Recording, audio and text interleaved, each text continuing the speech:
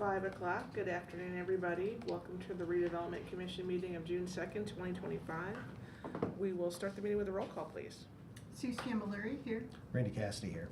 John West here. Deborah Meyerson here. We have staff present, please.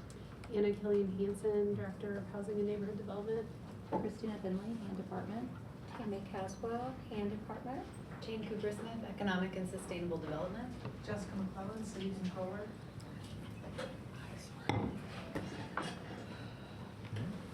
Curler City Legal.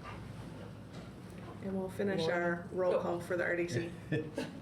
Laura McRae here. Thank you. Any other city staff that we didn't get to with the final RDC? Neil Copper, engineer. We also have Julius Miller. Julius Mitchell. Who's our new staff member in Office of the Mayor. Your title is? I'm the legislative affairs specialist at the Office of the Mayor. Yeah, awesome. And then we have Jeff Jackson, our transportation demand manager as well. Okay, excellent. Well, thank you, everybody, and welcome. On our agenda this evening, we have the minutes from May 5th, 2025. Do we have any questions or comments from commissioners? If not, I'll entertain a motion. So moved. Second. We have a first and a second. All in favor say aye. Aye. Any opposed? Motion passes unanimously. Next on our agenda is the claim registers, claim register, just one. We've got two payroll registers. The claim register is May 23rd, 2025. Any questions or comments from commissioners? Quick question or comment just for the general public in regards to, in 686, the Habitat for Humanity of Monroe County, that supplementary down payment of $20,000, is that just to assist in the purchase of the homes for the medium income? And that's a program that is monitored through Habitat? Or Through Habitat, we administer several of those programs. At the end of 2024, there was some additional supplemental money that we gave in a grant to Habitat for these 7 additional down payments because some of their Habitat funding had dried up. So I do believe that that was one of those particular instances. So there's still some money that's being allocated so we can get people into homes? We have a significant number of allocations available for down payment and closing cost assistance, not just for that particular program, but I believe that there's at least 3 programs that have funding available. So if you can buy a house in Bloomington, we have money for it. You have money to assist those Yes, we people do. that need it so we can try to get more people housed. That's right. And then this year we are also, this is a little bit outside of your purview, but we are piloting an interest rate buy down program as well to incentivize that locked golden handcuffs element of the market, encourage some turnover, and some additional programs as well. So Good. Appreciate that. Just want people to know that these things are available They so are. we can get people housed. they in our are. community. See Cody Toothman in my office. That's good. Thank you for that advertisement. That's good. The next quick question is 393 on Kone. Is that for our parking garage on West 8th, or is that for Showers Which West? page are you on? It'd be on page 4 of 7, 393. And Christine, I apologize for not emailing It's you okay. ahead of time. Yeah, that's for Showers West. Showers West, okay. So that'll be a continuation of service that occurs over a period of time as long as we still. As long as the RDC owns that building, we do need to make sure that that elevator is operational. Coney is who we contracted for that work. It was underneath the $5,000 maintenance threshold, so you guys did not need to approve it prior to their work. So yeah, unfortunately, that is our responsibility. Yeah, just in elevator wise, as I've just asked the question, there's other areas in the city or RDC owns that may fall into us from a maintenance standpoint. That is correct. Okay, thank you. And then I think that's it. Okay. Any other questions or comments from commissioners on the claims register for May 23rd, 2025? If not, I will entertain a motion, please.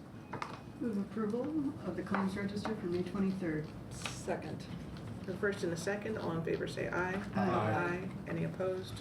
Motion passes unanimously. Thank you. Next on our agenda is examination of payroll registers. We've got two of these, May 2nd and May 16th of 2025. Any questions or comments from commissioners on either of these documents?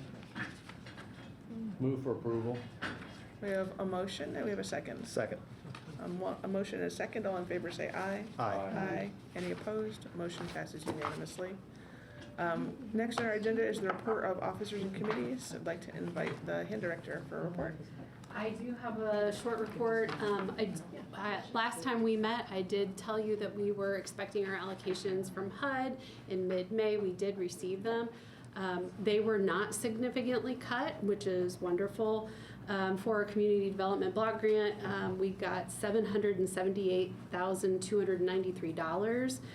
The previous year was $795,000. So Could you say those numbers again, please? 778,293, 778,293, and in 24 the allocation was 795,743. So not a significant cut. For home partnership, it was 539,900, and in the previous year it was 565,804. So fairly nominal in the world of the federal government right now. We were relieved. The other thing to note is that the consolidated plan draft is now out for public notice. That is available in hard copy both here at City Hall and at the library, and it will be online as well if anybody wants to take a look at it. It's a pretty lengthy document, but it outlines how HUD funding should be spent for the next 5 years, provided we receive any. So that's something to note. That will be coming to you, likely in a resolution on the 16th, and then it will be going to City Council on July 17th. In addition, the hand department had our second neighborhood cleanup of 2025 in Sherwood Oaks this past weekend. It was very busy. It was a great cleanup. We had, I think, 3 full metal trucks. Which is surprising, and it was wonderful. So we did some good work there. We are planning on having an executive session on June 17th at 4:30. You should have received a calendar invite for that, but just to keep you notified. And then I would like to discuss with you guys if you want to move the July 7th meeting to June 30th. When I had sent out some information via email to see if that date was available, we do have a quorum if you want to move it, just because that's the 4th of July weekend. We don't have to, we can leave it right where it is, but if you would prefer, we can grab that on the June 30th as opposed to July 7th. And then also just to note, hand department has now started processing all TIF claims. So individual departments will not be processing their own TIF claims, even if they have a resolution that's approved. They will all be sort of funneled through our team here. 2 questions. One, the online copy of the consolidated plan, is that just, if you go to the hand website, it's just there? Yes. Okay. And then the second is, if we were to discuss moving that July 7th meeting to June 30th, do you want to wait to do that at the end under other business? I think so. Okay. Just to keep you, give you a heads up. Okay, thank you.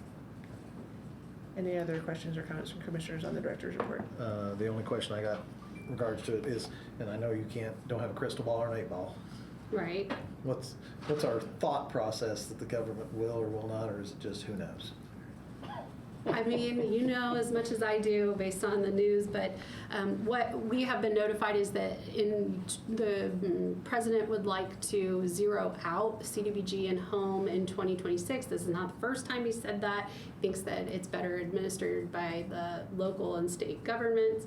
We don't know what that looks like. It may or may not happen. Ultimately, Congress will have those purse strings, so. We'll just have to wait and see. Yeah, we will. Right now, be grateful that we got what we asked for. That's right. Okay, thank you. If there's nothing else for the director's report, do we have a legal report? I have nothing other than the new business, so any questions I'm here to answer. Thank you. A treasurer's report? Good evening, Commissioners. I'm going to go over with you the report that is in your packet. It begins on page 25. This is a report put together by Reedy Financial Group, who assists us with financial analysis throughout the year. The basis information for this report is all of the general ledger detail from all of the claims that have been processed for the RDC through March of 2025. Reedy took that information and sorted it and labeled it by project and sorted it into these tables that they have created to give you kind of a summary of that information. So if you go to it's page 28 of the packet. It is entitled just Overview. It's titled Overview Bloomington Redevelopment Commission 2025 Claims. That is just a total list of all the claims and the description that Reedy added to each one of those claims describing the project. And then the next page of that report is page 29, titled Financials, and that puts those claims into January, February, and March in that table, where it is against the cash balance of the TIF fund. And the rest of those amounts in that table are based off of the budget that the RDC approved, that was required to be submitted to the DLGF, and that the RDC created as sort of all possibilities of spending was put into that budget. It was a very high amount of spending, and we didn't intend to ever spend that much. But those amounts have been divided into the remaining months. And so, again, we don't expect to spend that amount, but actual spending will be filled into this chart throughout the year. As we go. And there's also an estimate for what will be spent in 2026, and it is on the high side, assuming that we approve a budget for 2026 that gives us all of the possibilities for maximum spending. Should anything come up that you want to do, that gives you the flexibility to do it if it's in that budget that we submitted to DLGF. So I'm going to move on to the next page. It's page 30. It's page, there's not a page number. Yeah, It's page 6 of 9 in the Reedy Financial Report. Page 6 of 9 called Page 30 of your packet. In page 30 of your packet. Right, my bad. The next is the same table for the North Kinzer Pike allocation area, and we haven't had any expenses out of that area. And then page 31 of the packet, page 7 of 9 of the report, is all of those different categories summarized in this table. And so it has revenues at the top, and we're going to receive TIF later this month, TIF revenue later this month. It's got our actual revenues in the third column. In the fourth column. And then it has our actual capital outlays below that, divided by First Street, 17th Street, our largest one being Hopewell at $555,000. Park improvements, $87,000. Then we have debt payments below that. And other services and charges means things like either services, not capital outlays, services to a building, repairs, that kind of thing. Then on the next page, we have the same sort of report for the North Kinzer Pike allocation area. That allocation area expires next year in 2026, and we aren't doing any spending right now out of that, and we are assuming no revenue in the future, but we will get revenue in there this year, and we can talk about possible projects. Go ahead. No, well, I'll go back and ask questions when we start. Okay, sounds good. And then, let's see, I'll put something to the end here. Page 9 of 9 is just the list of the outstanding debt obligations that the RDC has and the different names of those debts. The projects that these debts funded are not included. I can just update you that we have the 2 garages, the garage on Morton Street and the garage at 7th and Walnut. Those are the first 2 garages. The solar project lease agreement, that is just our portion, RDC's outstanding portion of a larger amount of debt that's divided between RDC, CBU, and Parks. The next one, the refunding of the TIF bonds refunded in 2017, that was for the Certified Tech Park. And then the last 3 are the bonds for the Trades District Garage and the 4th Street Garage. Can you differentiate differentiate which ones would. Yes, let's see here. Tax A1, I'm pretty sure, let's see here, let's see. The 12.8 million is a trades garage.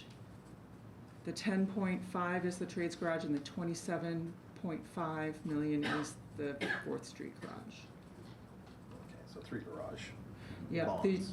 the 3 bonds, but 2 garages. The trades district garage had a taxable bond and a tax exempt bond. Oh. Because there is taxable property, the leased property is not for public use, and so it has to be bonded with a taxable That's bond. taxable bond. Yeah. Okay. We plan to do this every quarter.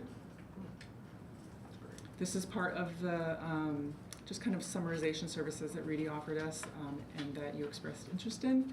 If you just, we will just keep doing it until we are told not to. It's great to know. It's helpful, thank you. Okay, Thank you. and I'm ready for any questions. Okay. You want to start at the beginning? Yeah. I have a really quick minor one. Page 3 of 9 in the report, Mhm. Dana is listed as working for Care Law PC. Is there, did I miss an email? He's ours. He's ours. That's an error. Please Yeah. let the record show that is incorrect. Thanks for catching that. We will get that corrected. Good catch. We would miss you. Yeah. Truly. There we go. Yes. Go ahead. Okay. That Oh, was no, just a quick no, comment. that's very, gotta keep it right. Yeah. Yeah. So, on 4 of 9, 4 of 9. on Reedy's, where we go in, just a quick question in regards to, when I look at the 2.6 million on the expenditures, is that indicating on the 2025 claims so far to date, we've spent approximately, with the refunding the bond is just an interest payment, and then the principal payment that refunded the bond? Which our bond refund. Oh, I see what you're saying. Yeah, because. Yeah, that is that is the total payment divided into the principal and the interest for the 2024 refunding bonds. Those refunded the 2015 TIF bonds. Okay. Those TIF bonds built Switchyard Park, and I think that TIF bond is missing from the final table on page 9 of 9. Well, that's what I was curious in regards to, because it showed we'd only spent like $600,000 so far this year. I couldn't quite get to that number. So that just needs to be added to the table on page Yes, it 9 of does. 9. Okay. Okay, that's the Switchyard bond. Okay. Yes, it is. Okay. So that'll add another 1.625. Okay. Okay. Let's see. Next question in regards to our 5 of 9. Just curious, where it says other charges, other services and charges, is that just where we allocate it accordingly based on what we think our budget will be? Just spread it out over the months? Yeah. Because we don't know what they are, Right. but we just put money in case there are other things. Exactly. Okay, Mhm. it's just- That don't fall into capital outlays or debt payments. Okay, that works. And then, as we start looking at the overall, beginning cash balance and down, where we're showing ourselves into a deficit in 2026, is that just because of the standard outlay of allocations based on spreading it throughout the year? Yes, just based on that huge budget that we set to give yourselves maximum flexibility Okay. that we don't intend to spend. Okay, so that's one of those, we need to look at that on a quarterly basis to say, okay, we don't want to spend ourselves into a deficit situation. Right. Okay, but we've got it allocated that would maximum accordingly. We've got it allocated to match that budget. Budget, okay, Mhm. and that gives us the maximum amount, okay. You answered the Kinzer Pike TIF, Mhm. since it looks as though there's going to be a little bit of dollars left over in that. What do we do on that? Is that something where we start now trying to plan ahead to look at a project that particular, or would that be like the certified, forgive me. Certified tech? No, Yeah. the bonds that got moved, the money that got moved. Can that be moved into other budgetary, or does that need to be Oh. spent in that particular TIF area? So we look at, now, we've got something prior to May. Right, okay, I'm gonna take a stab at it, and then it's gonna quickly go into, we need some legal opinion. I do know that while that allocation area exists, we can only spend that money in the allocation area. What happens when that allocation area expires? That's does the? That's where, we need to find out. And then your second question, should we start planning now for how to spend that money? Yes, Um, spend or. Yeah, that would probably be good sooner or later. This RDC kind of should work with their liaison in legal and the hand department to kind of get an idea of like what kind of projects would you like us to bring to you? What kind of projects do you have in mind? And then if we know of anything that's kind of on the burner, on the back burner, we could bring that to you just for discussion, and try to gauge your interest in different projects the city might have.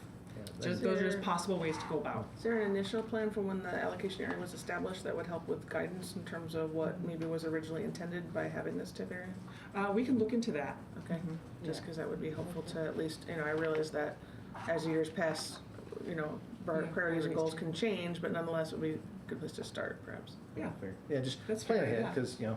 because, it's June and. Yes. Yes. So to continue this, first of all, that TIF district was created because there was proposed some commercial business development that never occurred. So I suspect that we may have not even had it otherwise. Right. So are you saying that we should plan and project how to use that money yet within that TIF district or elsewhere in the city?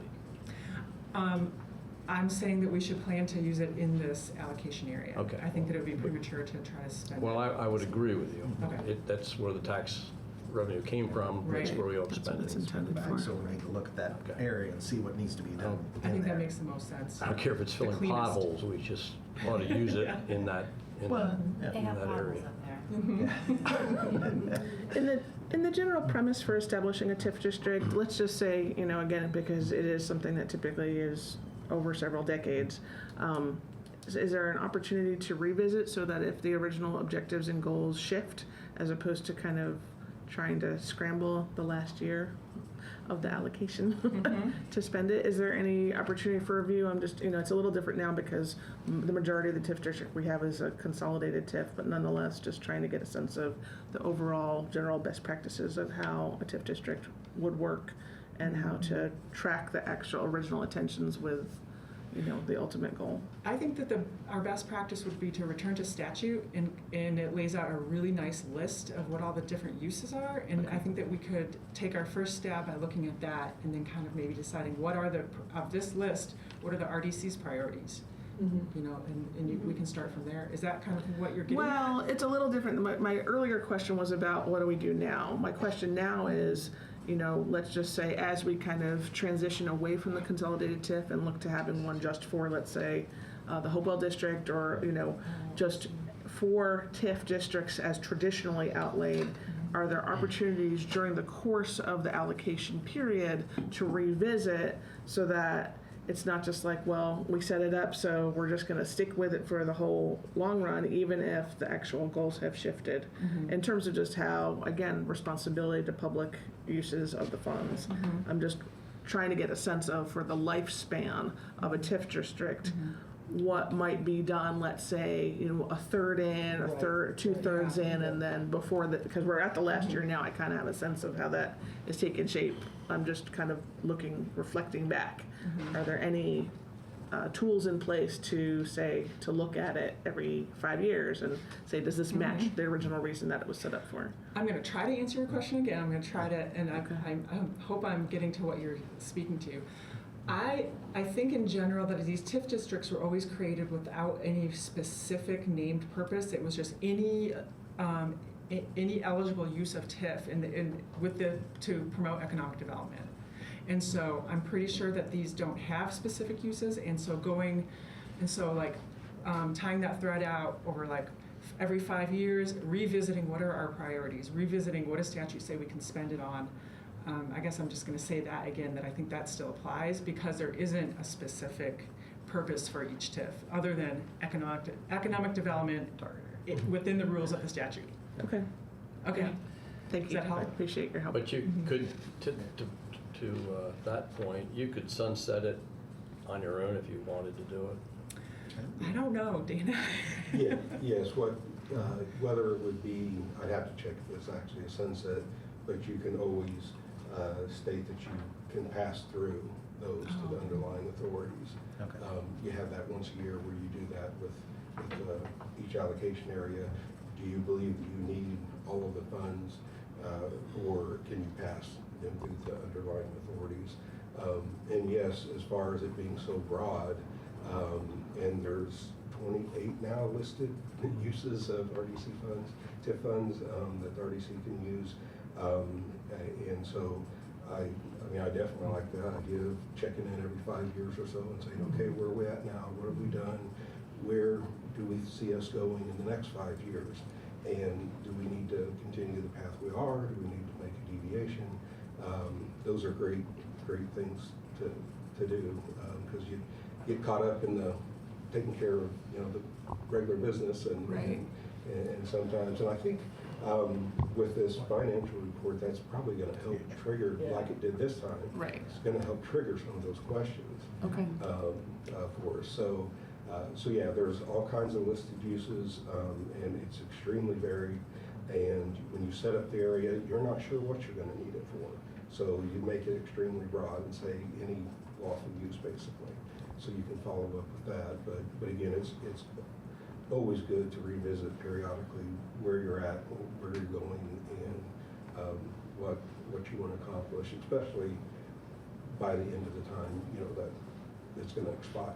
You want to make sure you can get your goals in by then. Okay, thanks, that's helpful. Appreciate that clarification. Brings me one last question. Oh, Lord, ladies. Well, I was just going to, this could come at any point, but put a plug in for thinking about the kinds of projects that we heard last meeting, the sort of neighborhood beautification kinds of things. If I'm reading this right, it's $27,000. It's not a huge sum. Am I reading this? That's at the expenditures on the capital But it outlay still has to be, consistent. it has to be. Yeah. At any rate. Funds we have to use for the TIF. At any rate, that, and I'm not familiar enough with that area to know what kind of, what would lend itself to that kind of treatment, but those, given that we don't have a lot of time to spend this, there's almost certainly got to be some area of that district that could use some planting, some curb refurbishment, the kinds of things we've done in other neighborhoods per the presentation that we had last meeting. The only thing I After you distinguish. get that, I'm sorry. No, my understanding is that the TIF money is traditionally used for economic development, which obviously can overlap with neighborhood improvement, but seems a little distinct to me, even though I understand neighborhood improvement is administered through the hand I think the department. so- Yeah, legislation might it might give us be- some might be restrictions on that on list of what we can use 28. it for. Yeah. There's 28 things we can do with it. I'm not sure. Okay, so this was This is TIF money, and it's pretty specific. without another project that Yeah. Yes. Sounds like that sort of thing could be attached to. Okay. Which brings me to my last question on that. How much do we expect to have, we would have by the end of the year in that fund, based on our, is it 378,000? So that if we're talking to hand and they're looking at what can be done in that area that falls within the 28 categories, you know, how much can they look at doing? Because there's certain projects you can look at, and with the experience of the hand department and the You city, know how to do some things you know, on a computer. it's, you know, you can look at it and say, yes, we know we can afford to do this, or you can look at it, or no, we can't. So just trying to. Kinser match- Pike? Kinser Pike. We don't have any planned spending, so let's take the ending cash balance today is $655,000 and add 89,000 in TIF revenue. And so, yeah, like 750,000. Okay, so that would be able to The look at the project Kinser size. Park Pike TIF, what the Mhm. area is, the public improvements that need to be done there, and gives you a baseline budget to at least work around for a public improvement, or as a group, we would decide to release it to the rest of the taxable parties. Because we already have, not because, just note, we have 655,000 and we're only gonna get 89,000 Yeah. this year, maybe a little So, bit less next year. Yeah, 740,000 is what you got to work with. Yeah. But that at least helps, because, you know, Yeah, the, can't plan if you don't know how much money you can spend. yeah, because, unfortunately, it really always comes down to what can we afford in regards to what we want to do. So, okay, thank you. Now, last question, and then I'll try to. I thought that was the last No, that was on one. that one. That was that one. I've got Just to. that page. Hurry up. Okay, you got to. Okay, on page 7 of 9, on that, was I looked through the cash balance and the revenues, where are the revenues where we sold the trades district? Is that in the 444 account, or is that in there? Because I didn't see it on the plus the revenues and the federal grant and TIF revenue. That is in the RDC account, the 444 account. Okay. And we are working with bond counsel to figure out where to put that, because we sold that we bought that property with CTEP, with the Certified Tech Park Bond Funds. Bought that property, and we just sold a portion of that property. And now we have revenue. And I think that we need to revisit the bond documents to determine where that revenue goes. Okay. But the reason I said that would make a huge difference in regards to where our deficit basis Yeah. on our overall consolidated allocation would be. So, but right now, it's in a 444 account earning interest. Sort of just a holding fund. Mhm. It's in the bank, earning interest, which is in this fund, Until we get, being accounted for. And then we'll get it untangled from the bond and see what we need to do. then with it. identify where it needs to go so we can do any public improvements that are necessary in our consolidated TIF area. Right. Okay. We need to see if bond ordinance rules still apply to it, Oh, right? Because it was purchased with bond money. And then part of that land purchase was bought by the hotel developer, so Uh-huh. now we have revenue. Is that revenue free and clear of all, encumbrances. of all the rules that are in the ordinance? Has it sort of been washed clean of the bond? Or is it still subject to the rules in the bond? Is essentially the question. Okay, so basically, it's in legal's hand and bond Yes. counsel's hands in Yes. order to identify what we're gonna do with it, and you guys will bring it back and tell us. Yes. Yeah, hey, you've got $11 million to put somewhere, Yes. and how we can deal with it, okay? And then you'll add page 9, I mean, this is fantastic, to be quite honest. This is, I'll tell Reedy that you. yeah, like well, it comes down to you directing them, so. That's okay. So, add that, but just for just clarification, on our solar project, we are 15% of the 9.5, or 9.597. No, 9.597 is 15% of the total. Oh. I know that it's a lot more than that. Oh. Yeah, it's a very large, I don't have that number up in front of me, but it is a very large bond, and. Wow. And that its maturity date is out there. I also don't have that number on the top of Okay. my head, but yeah, it's a large debt obligation. Okay, so the totals of that, because I was calculating 15% of Yeah. 9 You can, million. Yeah, I was divide wrong. that by 15% and see. Yeah. so 13 something, or I mean 35 So something. we're about $82 million in Okay. total overall. Okay, thank you, appreciate it, Jessica. Yeah, absolutely. This all assumes that there is no revenue change, correct? So they Yep. just carry where we are, and they just carry it forward. Correct. And TIF revenue does increase a little bit just from inflation every year. If not AV growth, increases from that too. And these funds that they've analyzed, this is just the TIF funds, Yes. correct? Do we do any kind of reporting for our, is it the 1500 account, or what's the, I call it operations Yeah, account? operating. but That's what's just an internal city fund, and we don't have this kind of reporting for it. There's all, we can, I mean, we don't have to do as much reporting for that fund to like the DLGF or anything. We don't have I'm not really, sure how we would create these for that fund. should we do something? The expenses in that fund are pretty, what's the word, operational. They're operations. We can project what they're gonna be. We can plan ahead. We can let you know ahead what we expect them to be. Usually no surprises coming out of that fund. That's enough money that I suspect we should at least Mhm. formally be able to track it. See it like this. And to Randy's point, he wouldn't have had to ask that question if we'd seen it as a revenue point, Right. or a line item in that. We can definitely include that fund in the. It's separate from this. I realize that it's Mhm. not a requirement, but, Yeah, we might. there's millions of dollars Yeah. being dealt with, so. And we have the background data to send them with that same data for just another fund, and they can add this as a page, add that fund as another page in this report. Well, if they don't, then maybe we can do it through you, but Mhm. I don't know if you want to pay them to do it or not. Right? So, We're paying somebody. Yeah. That's your call. How you Okay. generate it's up to you. I'm done. Any other questions or comments from commissioners? I appreciate the detail very much. Thank you guys. Thank you.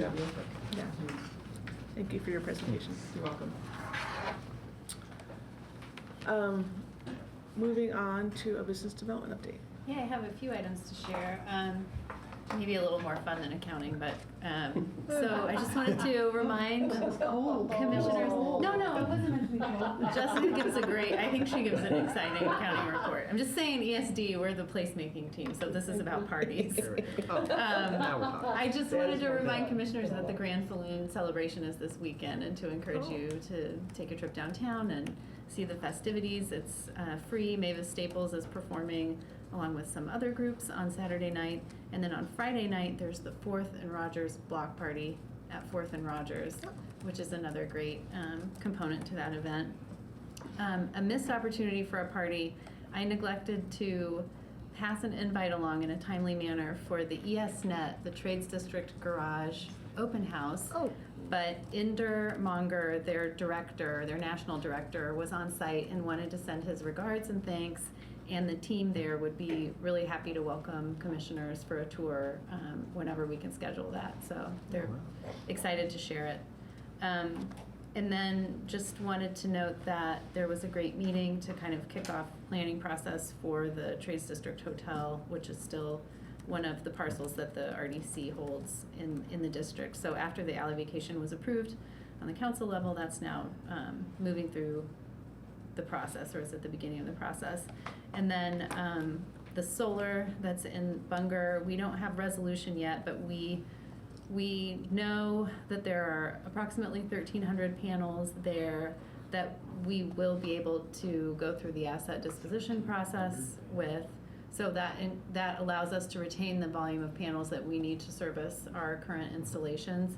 And the city staff with Public Works and Controller's Office and ESD is working to understand with the allocation of that bond financing exactly who owns the specific panels that are there, so that when a sale happens, we can make sure that those proceeds are allocated in the correct way. So we're working on it and we'll report back. Oh, and Parks was the other partner. I think those are the main items, and I'd be happy to do a Hopewell updated for when we get there. Sorry. That was exciting, you were right. Yeah. But it's the party department. Yeah. It's not a problem. You have a question? No, go ahead. No, I I'm asked too many questions, Just gonna so. invite a transition to the Hopewell update unless there are questions or comments from commissioners. Okay, Prior to the Hopewell? shall we go on to Hopewell? Yeah. Okay, and just noting from Anna Dragovich, that construction on the core continues and is moving along, and that tomorrow is the first day of the Tuesday Farmers Market, which will be hosted at Hopewell Commons this summer. So looking forward to that activation. Okay. Okay. And then,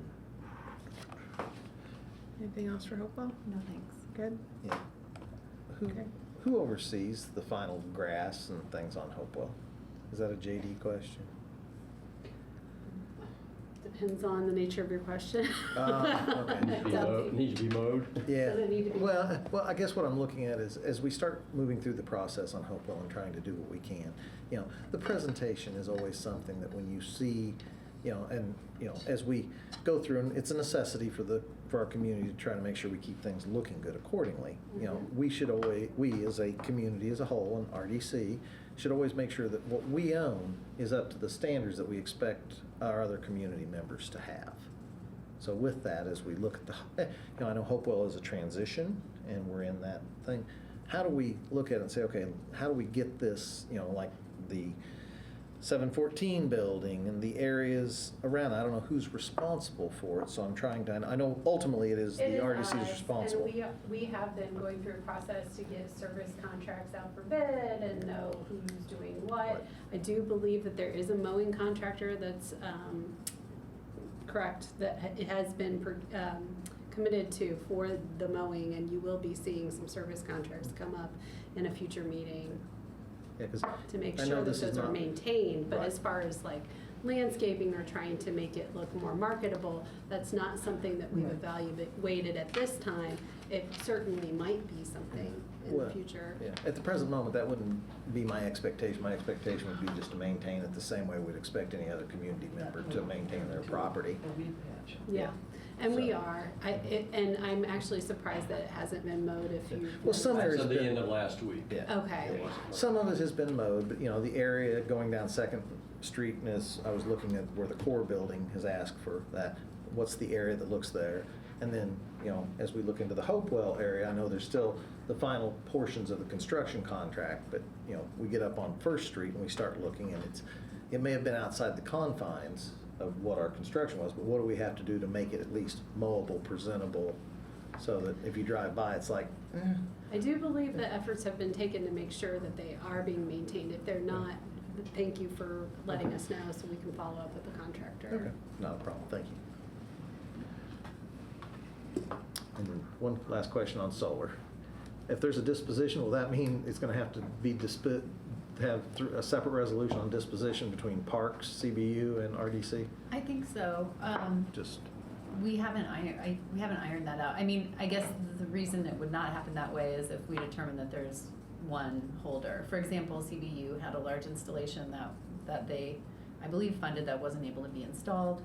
And so I suspect a lot of those panels belong to CBU, but we need to document that. And the way the contracts went for the solar, they talked about production of kilowatt hours rather than discrete panels. And so where's the KW? we're figuring it out. Okay. Yeah. Cool. Thank you. I just want to be prepared for, you know, you're disposing Yeah. of 622, you know, Yeah, 15% of them. Okay. It'll be- come your way for sure. Okay, thank you. I have to leave, I'm so Yep, sorry. 195. Thank you. Thank you, Jen. So we are now prepared to move on to new business, and that's gonna start with Resolution 25-58, which is the approval to terminate leases at Showers West. Who would like to speak to that? Margie is online if you want her to take it. I don't know if Dana or Yes. Margie. I can do it, or Margie can do it. I'll leave it up to Margie. I'm here and available. I'll start. Let me turn my camera on. Sorry, I was late. I had another meeting that I just got off of. So, we, as you know, when we the city took over the Showers West building, there were existing tenants there. Some have already left. There are some that are still waiting to leave, and I've talked to a couple of them, and am going to go personally door to door talking to those businesses. But I wanted to make sure that we had documented, and Dana put together a great resolution for your consideration, documenting that you're okay with us moving forward to terminate the leases. It's kind of a weird situation in that the city purchased a building for public use but hasn't fully used it for public use yet. We intend to get 100% to the point where we are 100% using it for public use. And in order to do that, we need to get the tenants moved on to some other location. I've talked to a couple, as I said, they're working on figuring out where they're going. It's kind of a chicken and an egg thing in that we are required to assess their damages and pay them for damages. What those damages are, though, is not a set figure. We have to negotiate those, and we have to know where they're moving to, what it's going to cost them where they move, like what's the new rent going to be, or a new mortgage payment. So what are their costs when they move forward? What are their moving expenses, etc. Indiana law does, and it's in the resolution, there's a code citation that Dana put in there. Indiana code does say, essentially, if a public entity takes over a building but didn't use the eminent domain procedures, that the person affected is entitled to have their damages assessed in much the same way that you would assess it if you had engaged in eminent domain. So we didn't take this building by eminent domain, we bought it using public funds. And so we are going to have to remove the tenants, and we are required to assess their damages. So that's gonna be an ongoing process that legal will work with these individuals. Hopefully, we will be able to reach an agreement with them. And if we can't, then the way anybody handles the situation when they can't reach an agreement, we'll avail ourselves of court intervention. But I am very optimistic that we're gonna be able to reach an agreement with the tenants. So with that, I'm happy to answer any questions. Dana can answer questions. And we'd like you to approve the resolution so we can move forward. I have a question about whether, and this may have to be in the statute, any kind of limit or definition of what reasonable costs might be for tenants to move, you know. Yeah, that's a great question. I have shared with people, you know, we can't just pull a big number out of the air and, you know, give it sort of, this is kind of, you hit the lottery because the city of Bloomington has to remove you from I'm the going to build building. myself a You building. have to, yeah, right. We have to tie it to actual damages, that reasonable damage that they're entitled to. I will go on the record as saying I don't believe it's reasonable for people to think whatever the value of their lease was that they get that figure. I don't think that's reasonable. I think we've got to know where they're moving to, and I've shared this with the people I've talked to. I've got to know where you're moving to, what that rent is, what your actual damages are. These are public funds, and so I have to be accountable for them. And then I'm not trying to be stingy or difficult at all, but we have to actually understand what it's costing them to move here to there. And so I know, you know, one tenant is looking at perhaps buying their own building as opposed to renting. That changes the equation a little bit. You know, again, you always look at, did they try to mitigate their damages? And so we'll have those conversations. I have told the people that I've already talked to, there are landlords out there who are ready, willing, and able to be, you know, to take them in. And we want that market to, you know, to be filled as well. And that's good for our landlords to have the extra space. And we need to use this building for public space. So I'm hoping it's a win-win. I hope there's some landlords out there that say, thank you, City of Bloomington, for, you know, finding us a tenant.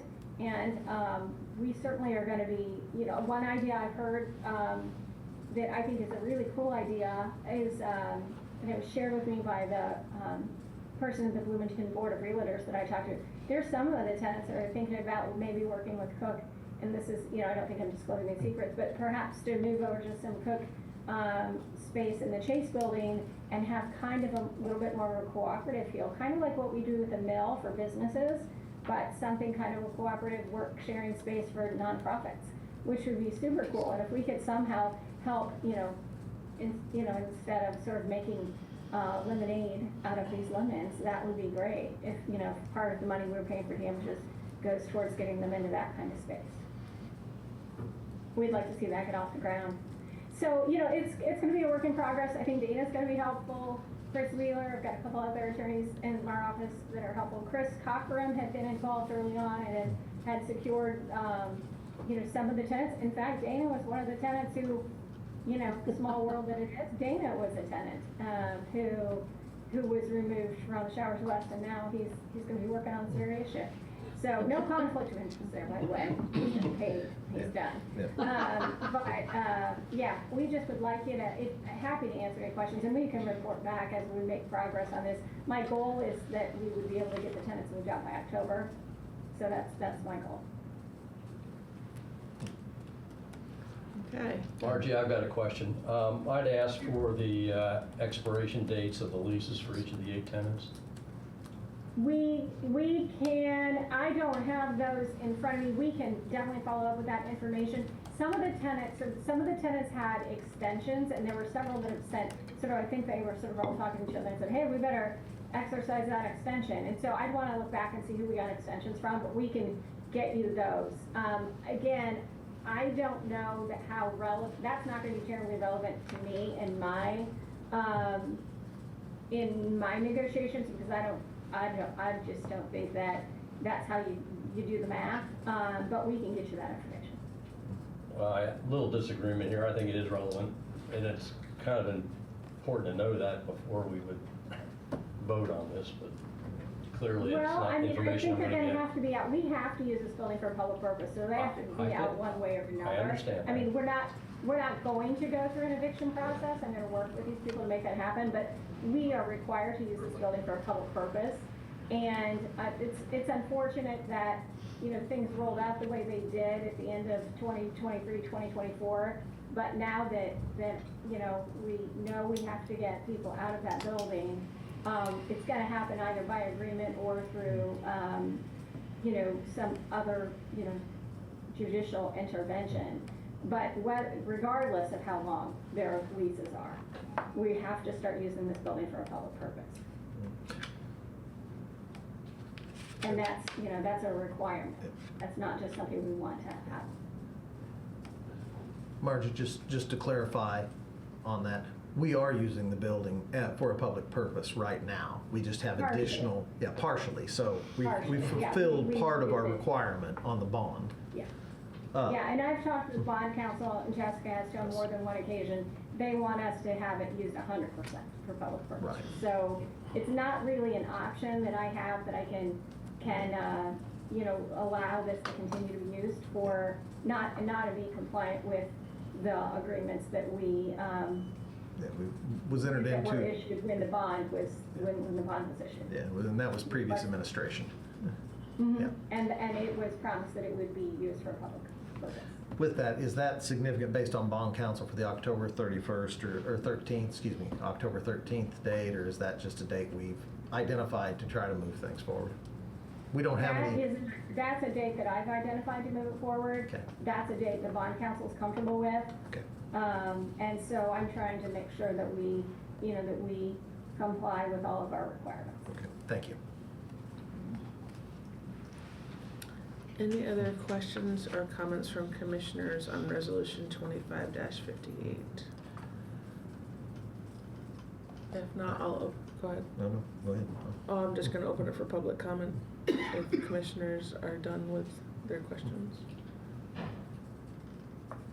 Yes, a comment from the public. Not a comment, but it's a question, and I'll say what I usually say. I understand there's no legal obligation to answer the question, but as a journalist with the P-Square Bulletin, that's what I do. I ask a question if I can. I'm curious to know if there's any specific identified additional public purpose that the city's going to put the space to. I mean, it's clear as a bell that we can't use it for this private purpose, so we're moving the tenants out. So what's the specific public purpose that the city will be making of the space? Is that known or not?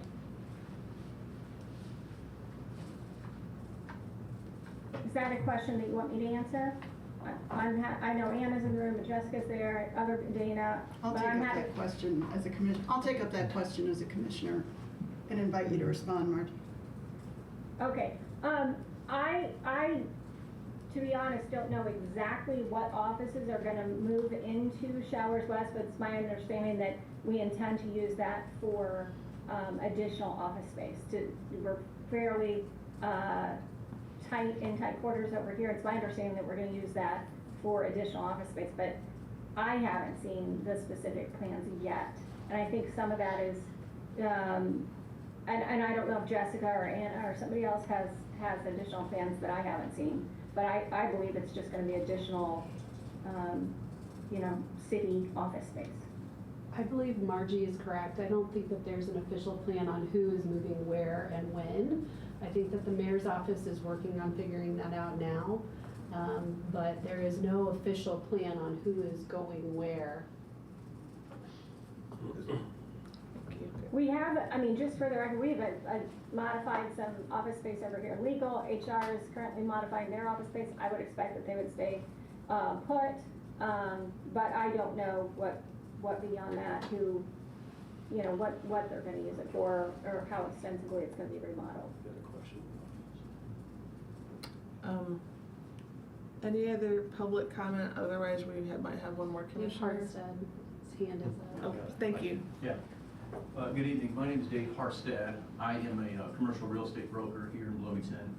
And I would like to respectfully request of the commission that in addition to, as Margie said, going door to door to speak to the various tenants, that some effort be made to disclose to tenants and just help the public understand the black letter law of what damages, are available to folks who are losing their lease through the city's legal right of eminent domain. And so, for example, there are companies, this INDOT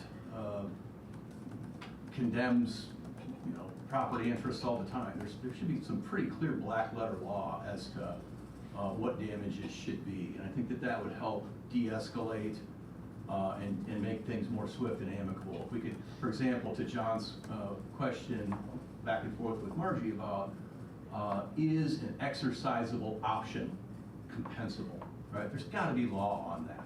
And so I would respectfully request that the RDC, for example, they're hire a redevelopment or a relocation consultant that does this for federal highway projects, that sort of thing, to say, all right, here is the list of things that a tenant that is losing their leasehold interest through a taking,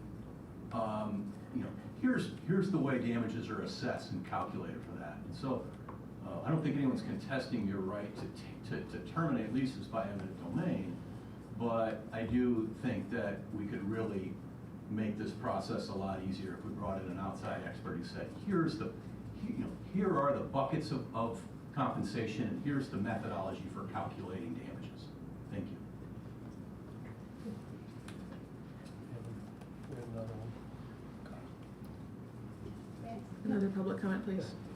Hi, good evening. My name's Tia Arthur. I'm with Monroe Concasa, the executive director. I would just ask if you're considering agreeing to the resolution that the date be a little bit more flexible than October. This is the first official notice or discussion I've heard about this. So 4 months is not much time. It took us 9 months to find this location. So if there's any ability to be flexible with that date, given that we've been in this lease for 2 years, or it's been known to the city for 2 years that we're not allowed to be there according to the bond, that 4 months be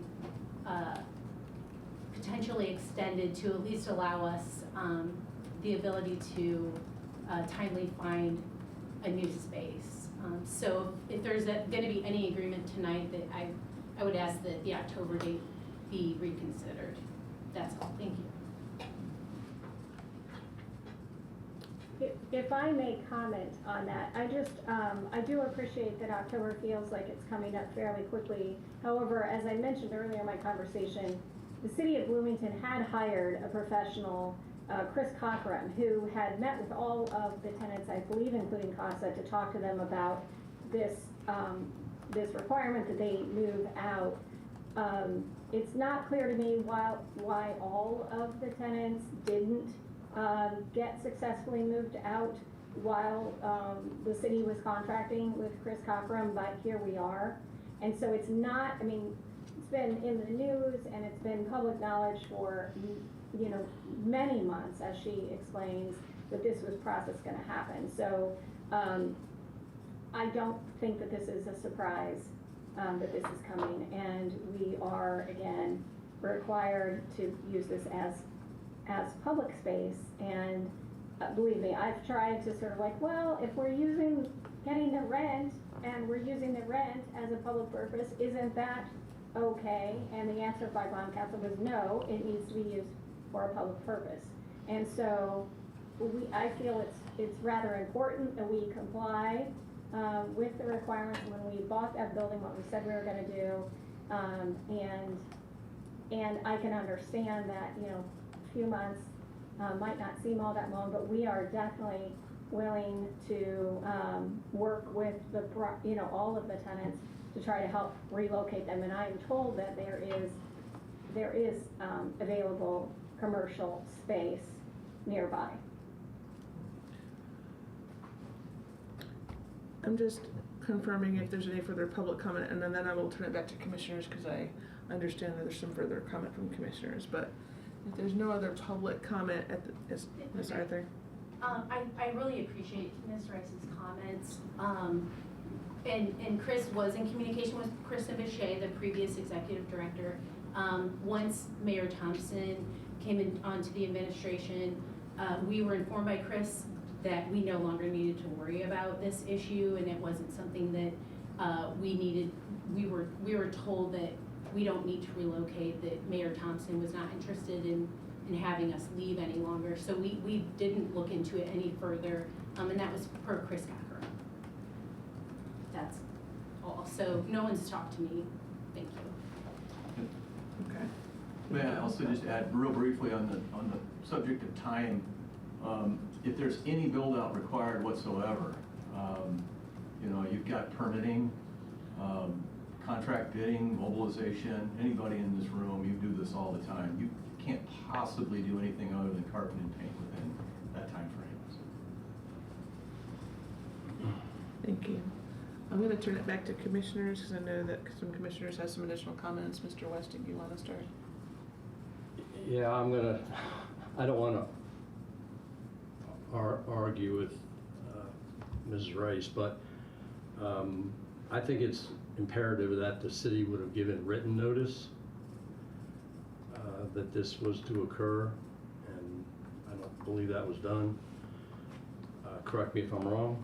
And based on the comments that I've heard tonight from the public, I would like to see us modify this resolution and extend the October 13th to December 13th of 2025. So I'll throw that out as an amendment. Can I ask if, and this may prolong a process that does need to happen, I think we all recognize that one option seems to me to pass a resolution that allows the city to give tenants notice, and either to extend the deadline or, well, this isn't going to work in a resolution, I realize as I'm saying this, but going back to John's point about understanding when leases end, it strikes me that it's reasonable for us as a commission to look at the specific impact on each of these eight entities with respect to that date. I might propose, in fact, that we table this, get that information back, revisit it at the next meeting, and then decide based on that information whether we think December 13th deadline is more reasonable, if we want to give a time frame in the resolution, or we want to do something else. And I can tell you that it seemed almost as if the tenants were talking to each other, because we got at least 2 or 3 notices like, hey, I want to exercise my 5-year extension. I want to exercise this option. Certified mail by many of them. Again, we cannot let people exercise that extension for 5 or 10 years. So if the information is that they've sent a letter and said that they want another 5 years, that's just not going to happen. And it's not, whether it's October, whether it's December, the bottom line is we need to get them out of that building, using it for public purpose, so we are compliant with IRS code and our bond documents. And so no matter if it's 2027 or 5 years after that, because many of them have leases, and we can get you the information, but many of them have leases that run beyond 25 into 26, 27, and then if they've said, hey, I want to exercise the extension, and I don't know if that's because they thought they were getting greater damages if they exercise the extension, I don't know, but all I'm saying is the process for me is going to be the same, no matter what that date is. I have to try to negotiate them out of there as soon as possible, help them, be a good neighbor, try to help them find another landlord out there who's looking for a good tenant, and try to play matchmaker and get them matched up, and then say, how much more are you going to be paying in rent in that next place than you would be paying here? And we know that Cook, I think, gave people a pretty good deal in rent, great for Cook and great for the tenants, but then we gotta figure out like what are the reasonable damages? What are the moving costs? Do you have to get new things printed up with your new address? Again, what are the actual damages? And, you know, to Mr. Harsad's point, you know, if we need to get a professional in here to help, hey, that's, and the RDC wants to pay for that, that's great. We did have a professional involved to help, and here we are. So I'm ready to roll up my sleeves and help people move, you know, figure out a place to move and then figure out what's reasonable. But I'm telling you that I do not think paying somebody for a 5-year extension is going to be considered reasonable. And we've done some research. Our team of lawyers here in City Legal have done some research about what is damages. It's not nearly the same. It's not as easy as, hey, I'm taking 2 acres of land and let's get that land appraised for building a road. We do that kind of right-of-way appraisal. Just did it on High Street. You know, I signed the offers for the compensation. It's a little different than doing a road project. It's a little trickier, but I'm happy to get all the help we need. But again, I do not think that whether they have how long their lease term is going to make a big difference on my end in terms of what I am required to do. Okay. Then I'll concur with John's suggestion that we make it December 13th or simply the end of the year, end of the calendar year. Can you frame that as a second?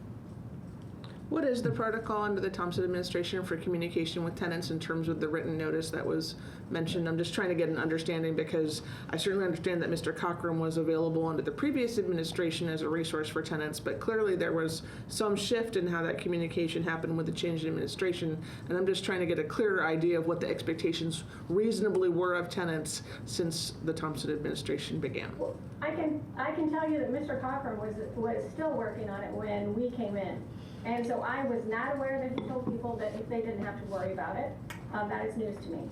I will tell you that I talked with and met with Chris Cochran, and he shared with me the progress he had made. I do know that, and I think everybody here is aware that when Mayor Thompson took office, she decided to figure out what she wanted to do with Showers West and was she going to continue with the plan that the Hamilton administration had, which was to use this for police and fire headquarters or not. She put together a task team. While that was going on, it was very transparent. It was in the news. And everybody was sort of aware, and that it was announced that no, she didn't have the same vision for Showers West that Mayor Hamilton did. So we have moved fire administration in there. It has been decided that police admin will not move in there. That's something the police did not want to do, and she concurred with that. And so it's going to be used for typical office space for the city of Bloomington. I have letters ready to go. I'm going to talk to everybody. I've already met with one tenant, I've talked to another on the phone. We've I'm ready to go to have these conversations, but in terms of Chris Cochran's involvement, it did carry over into 2024. And, but I have a sense of urgency that I need to get moving. And I am surprised that he said they were going to be able to stay. That's not, that is not something that I thought was done, but I'm not saying that it's not true. I believe the tenant who said that. We just need to get a plan and go forward. So my plan is to,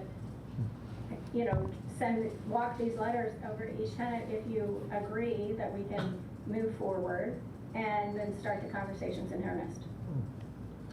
And I would like to add to that until now, there's not been any written notice because you are the landlords of the property, and the reason I drafted the resolution is because only you can tell us to give them notification that we're terminating the lease. They could enter into discussions, and like they did with me when I was in there, we came to an agreement, and so it was fine.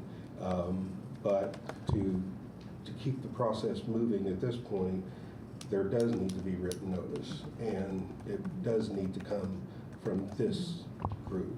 And Dana, is there anything aside from this resolution that is needed to trigger that? No, because this is saying that you approve for that process to start of actually terminating the leases. And so the city couldn't terminate them or give notice to terminate them because the city did not have Right. the landlord interest again. So, yeah, so it needs to come here.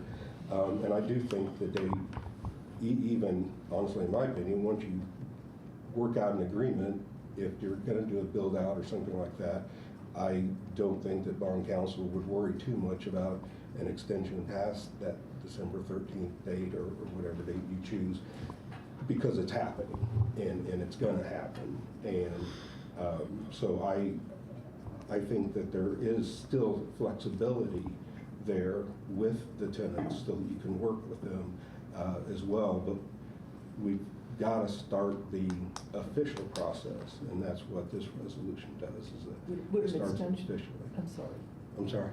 would an extension come back to us to approve if that was necessary, or simply would be, we would have It would be delegated part of the that negotiations and to you, and you would yeah, take care because of all that? Corporation Council's counsel for all the cities, so they can, except for the council, so they can negotiate those terms. And again, Margie can correct me if I'm wrong, but I do believe that as long as you're making progress and you know where this is leading, that if a tenant needed to stay on an extra month or two for a build out, that could be done in a negotiated agreement with them.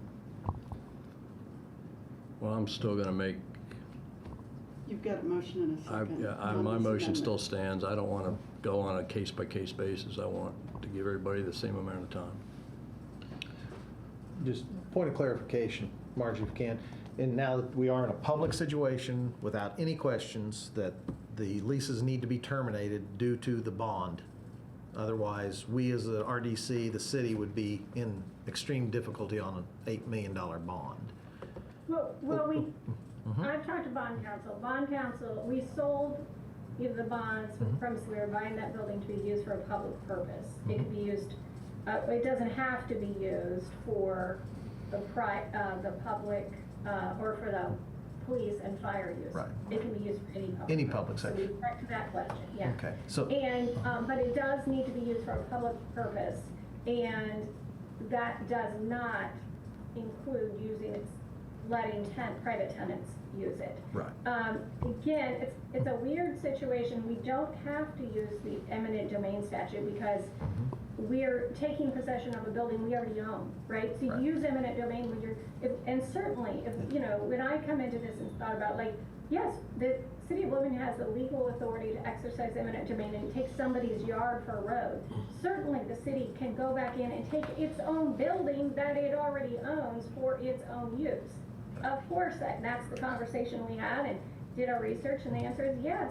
Yes, the city can take possession of its very own building for its very own use, especially when you have a bond document and IRS regulations that say you're going to use it for a public purpose. So we need to make that happen, and we will absolutely be fair to the tenants and flexible. And, we are their neighbors. The mayor has zero interest in me being, difficult with these tenants. That's A, not my style, and B, not my interest. And so we will work with them, but we have, as Dana said, we've got to get this going. It stalled, and we need to pick it up and go with it. And so I'm just looking for the ability, the permission to move forward. And as Dana said, under Indiana law, the Corporation Council is the legal counsel for the city, and I represent the legal interest, and I'm trying to represent the legal interest of the city and make sure we do what we're supposed to do. And I appreciate that. The question I have is, who is going to be the point contact? Because we have tenants here, so they're aware of who will be contacting. Will it be you? Will it be Dana? So they know who they're going to work with. I put my personal cell phone in the letters, and so I'm going to deliver them and meet with everybody and give them my personal cell phone, and I will work with them. Now, if I'm not available, they certainly reach out to Dana. Dana will help. Chris Wheeler is available to help. We have other attorneys who are aware of the situation.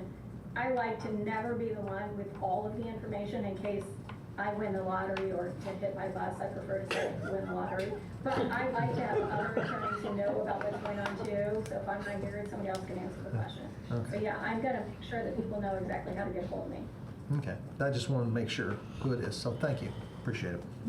Okay, so, thank you for that further discussion. We do have a first and a second.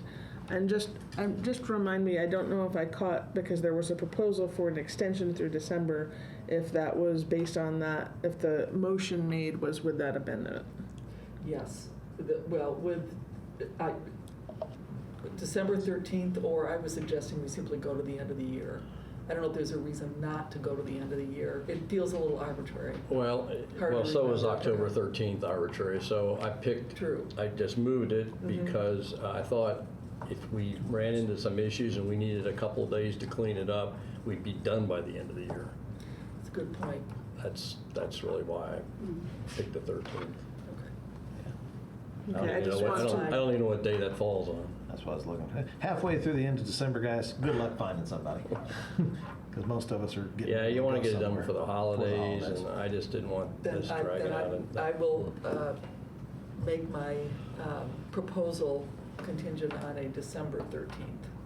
Yeah, So a change in the resolution to say December 13th rather than October 13th. That's a Saturday. Okay, so who's made the initial motion? Just clarify, because I want to make sure that we're doing this properly. Well, John, you suggested, I move that we amend 25-58 to say rather than October 13th, 2025, to say December 13th, 2025. May I just quickly for logistics, our last meeting is December 15th, which is only 2 days after that, which does not give us a lot of time if there needs to be business brought to the RDC. Just saying logistically, if you needed to back that up, I don't know if you believe that that's an December. issue to try and wrap it by the end of the year. December 1st? Sorry, just in the conversation previously, it was my understanding that this resolution would get the ball rolling and that would give permission to legal counsel to do the negotiations, so that I thought that question had been asked and answered, that if there were to be an extension, let's say on a tenant by tenant basis, that wouldn't necessarily need to come back to the RDC because we're delegating that permission. Am I understanding that correctly or not in terms of the question? I was responding to John's Okay. comments regarding just trying to make sure that business was wrapped up before the end of the year. I'm just saying worst case scenario, if something did have to come to you, I'm not saying that that's the goal or the effort right now, but if there was, you guys are out of meetings to do it. Well, my assumption was that it would not require our Okay. input. It would Right. pretty much, it was just staff being able to wrap it up. And hopefully that's the case. Hopefully it doesn't need to come to you again, but just FYI. It makes no difference what that date is. It may have to come back to us again, so Yeah. it's not. So we might want to clarify exactly what motions are on the table. Yes, that's what I'm seeking clarity on. There's really only one really simple motion on the table. Well, I think I moved a proposal that would change the October 13th date to December 13th. I'll just leave that on the table. If there's a counter proposal to adopt the proposal as it stands with the October 13th date, I assume somebody would. I think it'd be a motion, a second, and then if there was not support for that date or for that amendment, then that motion would fail. Would And fail, and then- we could okay. reintroduce another motion with a revised date if that was what the interest was. That's my understanding Yes. from a procedural standpoint. Okay. So if it's not just a motion to amend, it's a motion to approve with an amendment. Correct. Right? Okay, so Correct. just, if you're making that motion, could you just state it so that we have the clarity that's needed? Thank I you. move that we amend proposal, 2558, to have the date of December 13th rather than October 13th, and to approve the proposal with the amended date. Okay, do we have a second? Second. Okay, we have a first and a second. All in favor say aye. Aye. Aye. Aye. Nay. Okay, so we have 4 aye and 1 nay. One clarification, we will be giving expiration of tenant leases, as was asked. Okay. And that's an important clarification, Yeah. just to have that information available to the RDC. Yeah, please. Yes, we'll get it to you. Thank you. Okay. Yeah. So, that passed. It passes It for passes. what? Amended. As amended. As amended, As amended. December 13th. with a vote of 1-4. It's, yeah, no more comment. It's an unfortunate situation we have to deal with. We have the ability to call an additional meeting in December if we need to, do we not? We can. Good. I really think that if we were gonna hit a hiccup, we'd know before then, so. I think We'll know in the next 60 days. Yeah. Mm-hmm. We'll know in the next 60 days. Yeah. Official notification. Okay. Let everybody know correctly. No more rumors. Okay, we're gonna move on to Sucks. our next item of new business, which is Resolution 25-59, the approval of a lease for 4th Street Garage, commercial office space with Visit Bloomington. Who would like to speak to that? Jan was going to do it, but since she had to go, I do have some notes that I will relay for you. Visit Bloomington seeks to locate their visitor center in the garage commercial. They are interested in a long-term lease. They will self-fund the build-out. The lease states that they will accept the space as is. Visit Bloomington receives funding through the County Convention and Visitors Bureau, and if the RDC approves this lease, Visit Bloomington will have to take it back to their board. They don't anticipate being ready for a July 1 start date. Their board has approved estimated build-out costs. This is going to be great for this part of downtown. It coincides deliberately with the opening of the convention center in January 2027 and will serve as the front porch for so many of our visitors. Visit Bloomington is interested in growing there and seeks the right of first refusal of the other commercial space. We currently have artists using the space as studios with a right of entry from the RDC. We will give them notice and start preparing for transition if approved. So I do believe that Mr. McAfee is also here, ready to answer any questions as well. Come on, talk to us. Don't be bashful. Thank you very much for having us on the agenda, and we're super excited about it. It's been a long time coming. I guess first of all, the reason we're here is because of the convention center expansion. Groundbreaking is tomorrow at 3:30 in the afternoon.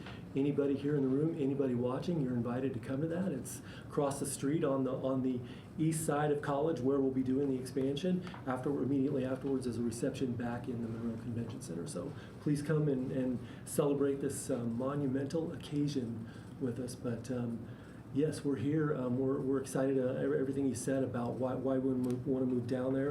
We, Visit Bloomington, we represent tourism for the entire Monroe County area.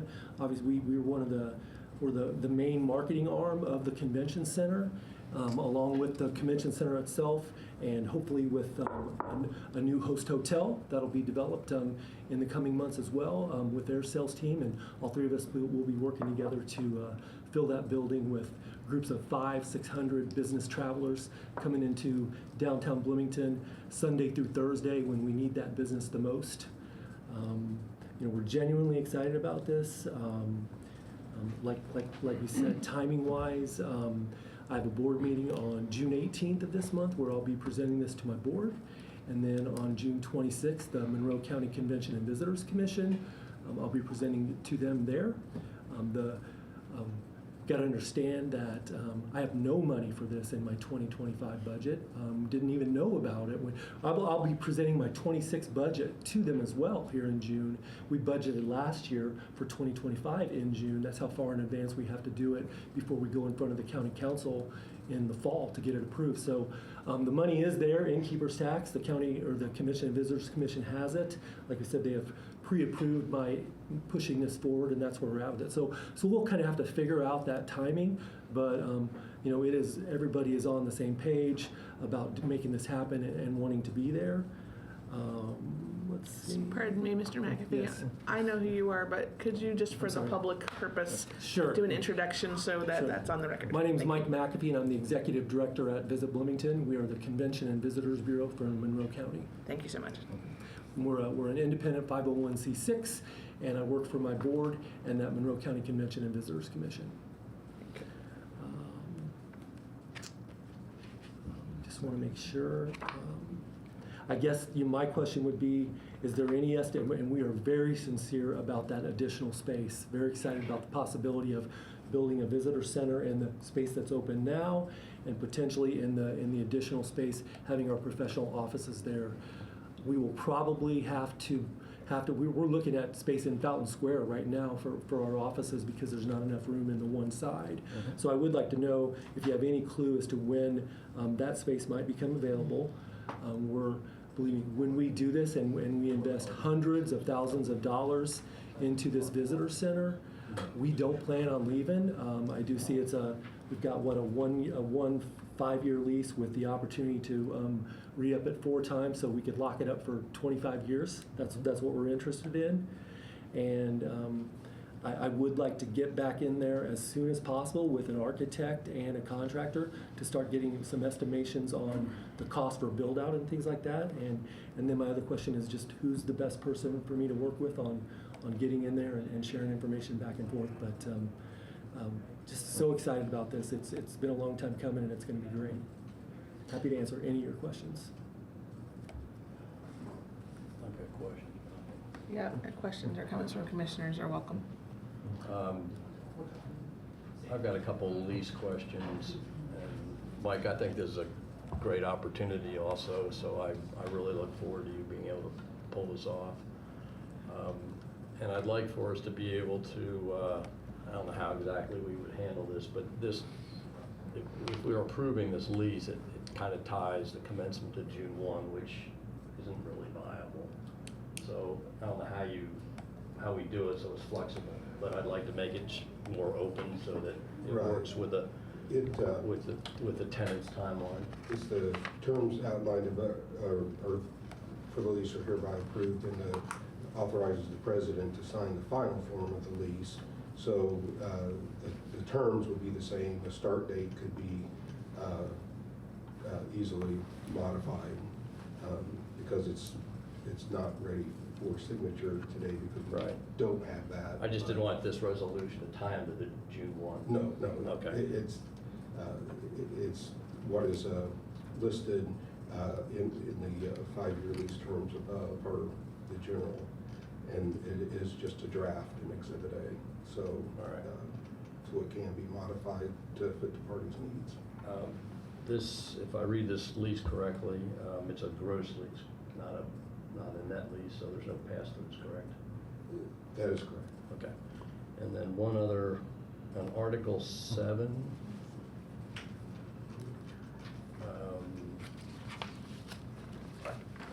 Section 1, we're talking about the tenant getting liability insurance and naming the landlord as additionally insured. Who they've called out in this section to be additionally insured does not tie in with the actual landlord's name in the lease. It is naming both the city of Bloomington and the landlord, which is the Bloomington Redevelopment Commission. So it's the additional insured. Tell me how that, I don't see that. Okay, so it's on page 5 of the lease. 7, Section 1. Obtain and keep enforced during the initial term and all renewals or extensions thereof a policy of comprehensive general liability insurance insuring the city of Bloomington, landlord and tenant against liability arising out of the ownership, use, occupancy, or maintenance of premises in all areas. So that covers the RDC? Yes, so it's the landlord is you, the Bloomington Redevelopment Commission, and what I did is I made sure that it also included the city of Bloomington as well. Okay, thank you.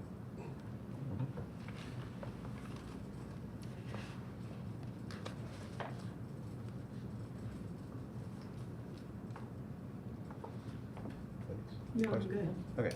Any other questions or comments from commissioners? Real quick, Mike, long-term, you're planning on, as the other leases expire, you would move this as your primary location for the CVB? As the other leases expire. Well, let's just utilize Hoosier Network, or are you looking to expand further into this area? Or are you, as your primary, are you still primary Convention and Visitors Bureau, or as a satellite office? No,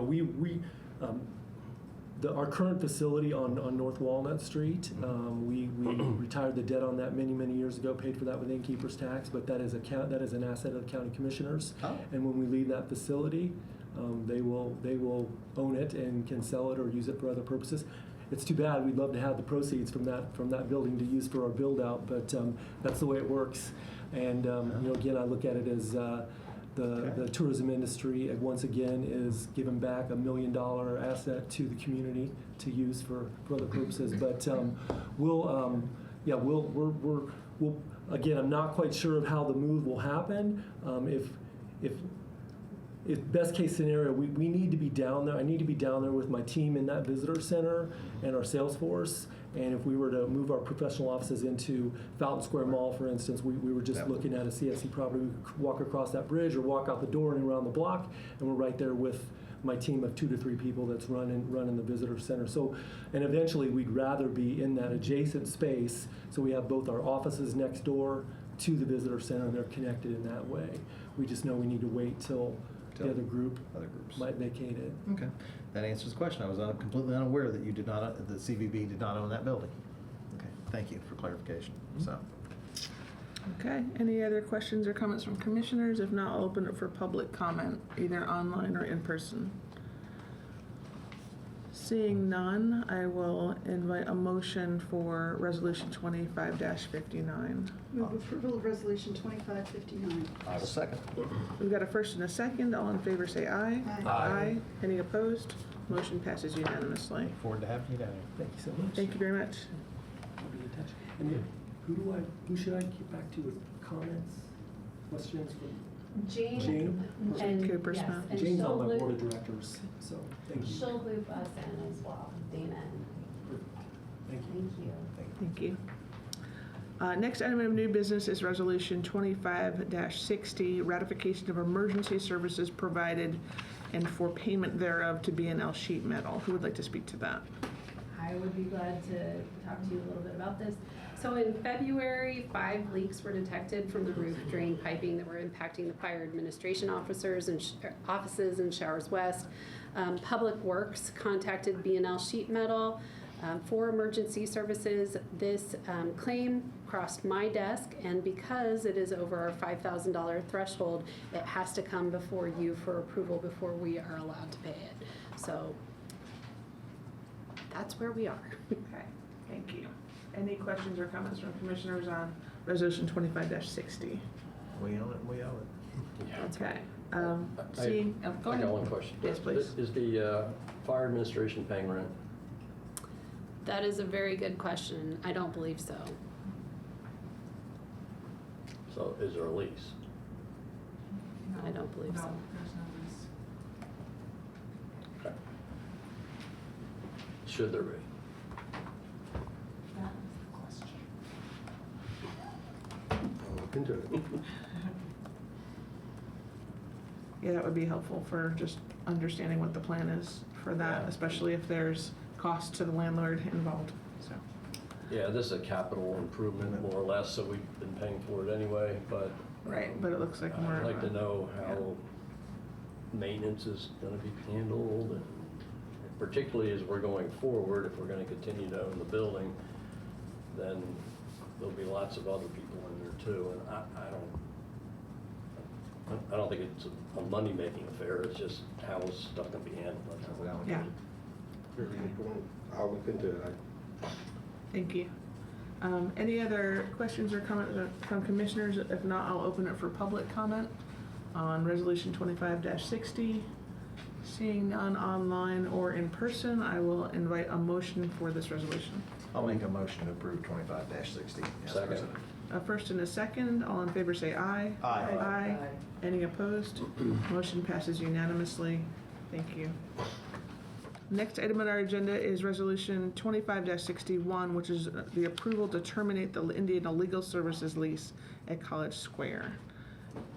Who would like to speak to that? I've got that one. And the current lease that is with Indiana Legal Services has a 6 months termination clause. And as that site is being very strongly considered as the host hotel site, that there is the need for flexibility to have that space available when it is available. The lease we did with Weddle Brothers for their construction offices was a 30-day time frame. So we need to start that clock ticking. I do believe if you get 6 months down the road and they haven't found a location and you're willing to do a month-to-month lease while they finish something out, or that we could go ahead with something like that too. But 6 months is a very long clock, and so we want to get that going to keep as much flexibility for this site as possible. Okay, thank you. Any questions or comments from commissioners on Resolution 2561? This is just the public notice without any questions that, guys, you got 6 months notification. So everybody's aware. You're going to provide written notice to the tenant, right? Oh, yes, yes, sir. Perfect. I'll make a motion to approve. Oh, I just want to open Sorry. it for public comment, please. Just, if there's any interest in public comment on this resolution, now's that opportunity. Seeing none online or in person, I will invite a motion, please. I'll make a motion to approve 25-61. Second. First and a second, all in favor say aye. Aye. Any opposed? Motion passes unanimously. Thank you. Next item on our agenda is 2562, which is the approval for preliminary architectural design of a host hotel for the Bloomington Convention Center at the College Square Real Estate. Who would like to speak to that? Margie's up on that one.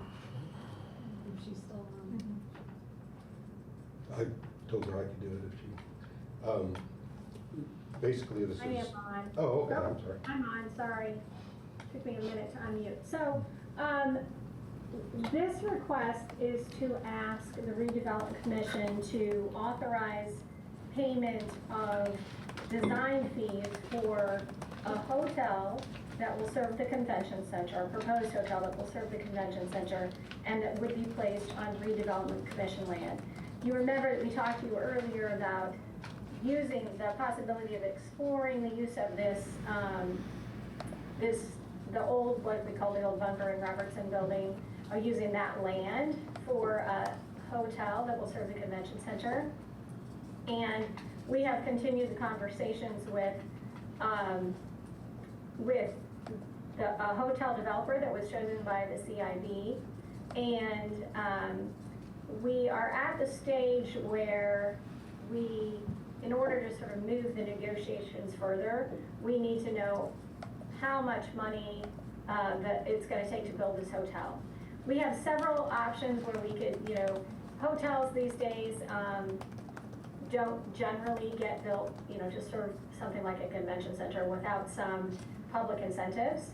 And so we hired Scott Chen, who is our outside counsel working with us on our side, to negotiate with the hotel developer what incentives are appropriate in what form. It can take the form of things like tax abatements, just cash, TIF funding, other sorts of things, bond financing. And so we haven't figured out, what the amount of incentive is yet. We're still trying to understand, are we going to provide incentives and just sort of walk away and say, hey, developer, here you go, or if we're going to try to be a little more creative and do something like Carmel did, where they became a partner in the hotel development. And so the last conversation we had with the developer and with Scott Chen in the room was about getting a design done for the hotel. And there was an architect that the hotel developer has in mind, and as part of our contribution as an incentive, they asked if we would be willing to pay for the design for the hotel so that we can move the conversation forward. Obviously, whatever funds would be spent towards the design would be counted on our side as a contribution towards the incentives. And so we said, Jane was in the room, and I was, and Anna, I think, were you in the? I was out of town that day. Yeah. So, and I think Jessica was there as well. And so we said, sure, we're willing to have that conversation with the redevelopment commission and let them know that you've made the request, that you would like the redevelopment commission to appropriate $300,000 for a hotel design, and it would be counted as a contribution or an incentive for the city of Bloomington. We also know, we have one appraisal for the land. It's not my expectation that the city of Bloomington, at least at this point in negotiations, that the city redevelopment commission would sell the land. I think the city would probably want to keep the land. There's some good reasons, I think, to keep it and have that also as a as counted as our contribution. But anyway, we are here tonight to sort of share that information with you, that we've had this conversation, that the hotel developer would like for the redevelopment commission to front the design cost to be counted as a contribution, and to get your reaction to that. I'll add to that it's preliminary design. This isn't designing the entire hotel project. This is to determine how much space do they need, how would that space be laid out, how many floors would it be, how many units would it be, and do some renderings of what it might look like. The discussion was that there's 3 acres there and they may need 2. So what would that other acre look like, and where would it be? And so they need to get that amount of information to get preliminary cost estimates of what this is actually going to be. So this is the stepping stone, the next stepping stone from the one that you've just taken here, to get to what size of project is this? Is this something that the RDC is interested in moving forward with or not, or how, in what manner?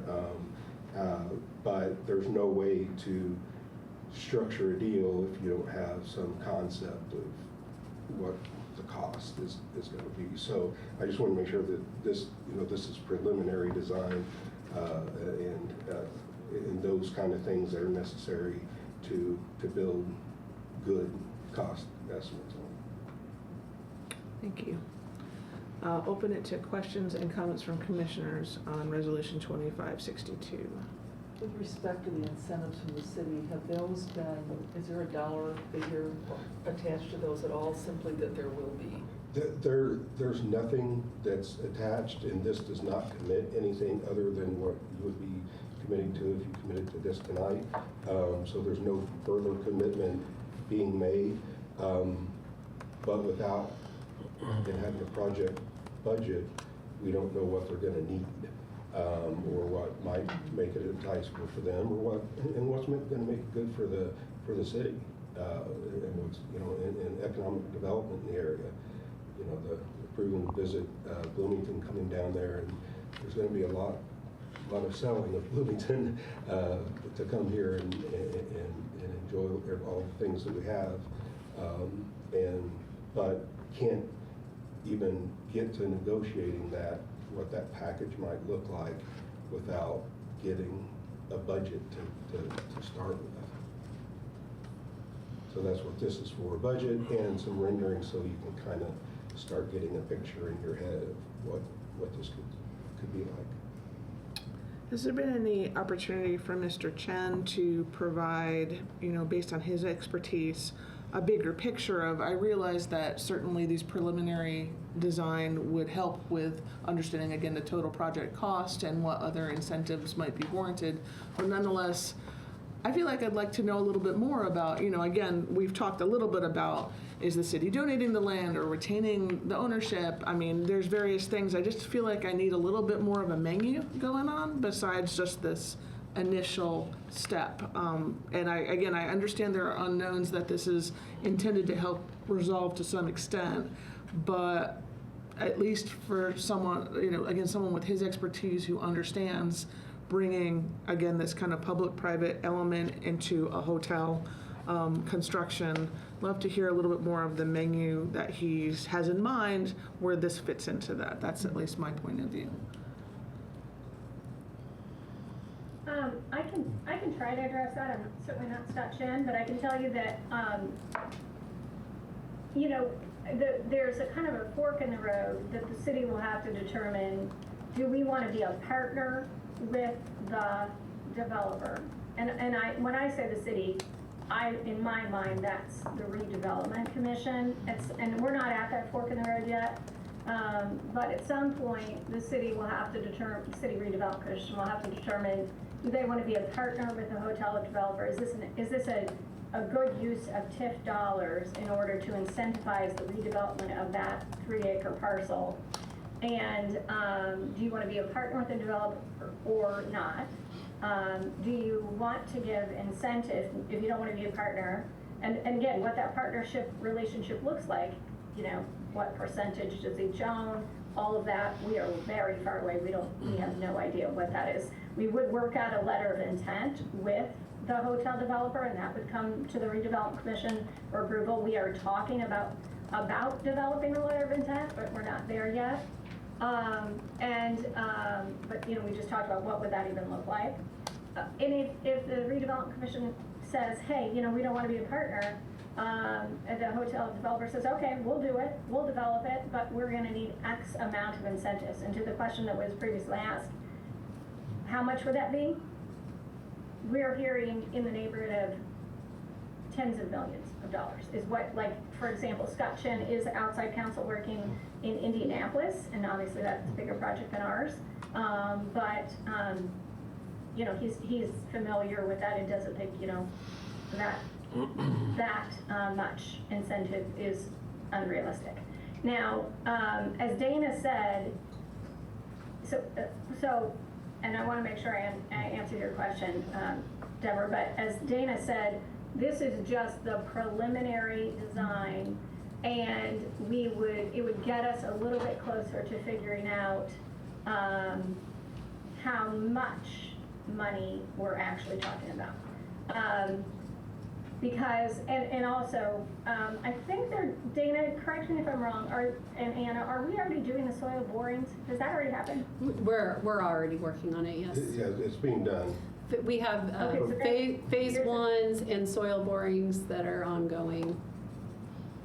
So these are sort of the list of things that need to be done: soil borings, the environmentals, get a preliminary design, and then we'll sort of get closer. But I think we can certainly ask Scott to show up at a subsequent RDC meeting, and that would be welcome. Yeah, I think that'd be great. He does live in Bloomington, by the way, so it's not a long drive for him. Okay. Other comments or questions from commissioners?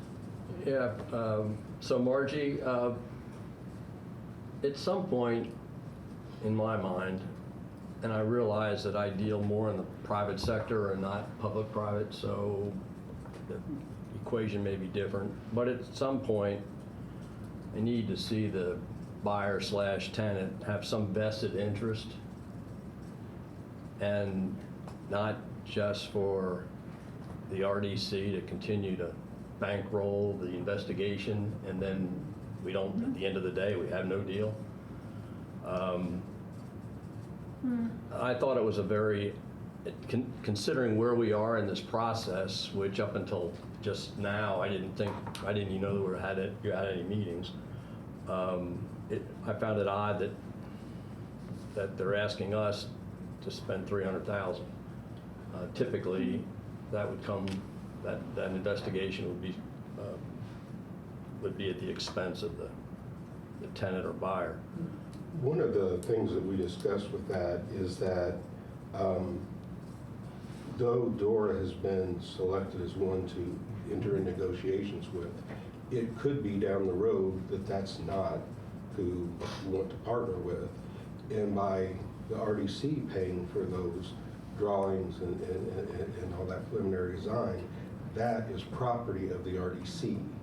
The buyer's not taking that with them. That's still something that would benefit the RDC, even if the buyer or partner changed. And so that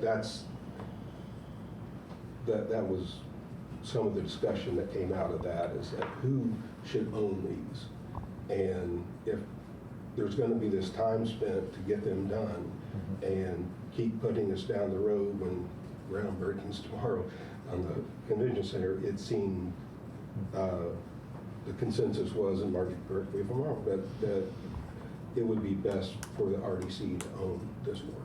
That's correct. Now, I understand and totally agree with the principle of that if, you know, and I understand you say that this is not maybe a foregone conclusion that Dora is the partner, but, you know, at this point, there is a significant amount of negotiation and work that's taking place to get them to the table, but I would think that if the RDC were commissioning the preliminary drawings to scope the overall total project cost and logistics, that would then be an opportunity to shop that out to prospective partners. So I'm a little confused in terms of, to me, it seems like a little bit putting the cart before the horse to have the partner and then the design, as opposed to the design as a way to shop out the project. And I'm talking just as someone that makes sense to me. I welcome the input from folks who are more experienced in commercial development, because I'm more on the residential side of things, but that would make sense to me to shop for a partner based on what we know that we own, that we've commissioned for those preliminary drawings. And if I could speak to that, the CIB, I don't know if you guys remember, if anybody was paying attention, the CIB did go through a process, the Capital Improvement Board, it is a function of an agreement between the city and the county to allow this project to move forward because the county and the city were stalled. The CIB did vet partners and did pick Dora as the hotel partner. Now, that was their recommendation to the city was, hey, that should be your hotel partner. Now, as Dana points out, there's just security in owning the plans, those preliminary drawings. And again, if you put in 100,000, I think is the due diligence, and you put in another 300,000, you're up to about 400,000. What we're told are, you know, incentives that are requested for this, we're nowhere near the cap of that. But I do hear you both. I do think that we are, again, if you decide tonight, we told them that we would come to you and get your reaction. If your reaction is, I don't want to do it, and I want to hear Scott Chen, and I want to hear from the hotel developer, you know, we can take that information back. I do think that at some point, you know, somebody's got to make a move to move this ball forward. And if you guys also want to have a redevelopment commission member, one, I don't want to have a quorum, obviously, so we have to post a meeting, but if you'd like to have a representative of the redevelopment commission, you want to, you know, vote that somebody can join in our conversations, that's totally fine too. These are not the kind of negotiations, though, that you are negotiating, you know, in a public meeting. Margie, that brings me to one question in regards to it. Anna, when is our executive commission, since we're talking about potential disposition or partnering on real estate? Our next executive session is scheduled for the 17th. So the 17th. Margie, June. Okay, does that put us in a position if we either held an executive session or waited to the 17th to make a decision? So we could, because we're talking about disposition of property, lease property, hold on to it, partner with it. And I don't know if that falls under those conditions in regards to have a discussion. Yeah, you can have an executive session for that. I mean, again, I'm not suggesting that the redevelopment commission divest themselves of this property. Right. But, you know, that is not something that I'm proposing tonight. But you could certainly talk about selling property in an executive session. Okay. And Anna, has that notice already been posted? Not yet. Okay. Okay, and do we have an RDC meeting that same? We have an RDC Alright. meeting on the 16th. We could not facilitate the executive session prior to the meeting on the 16th. So we've pivoted. We do have the ability to reach quorum on the 17th at 4:30. Could we move our redevelopment to the 17th? 17th. Afterwards. Possibly. The reason I'm asking that question is trying to move this thing forward is, you know, chicken and egg, as Margie put it, that we continue to do it, but we're not putting ourselves in a situation where we're at this present moment. Yeah, because okay.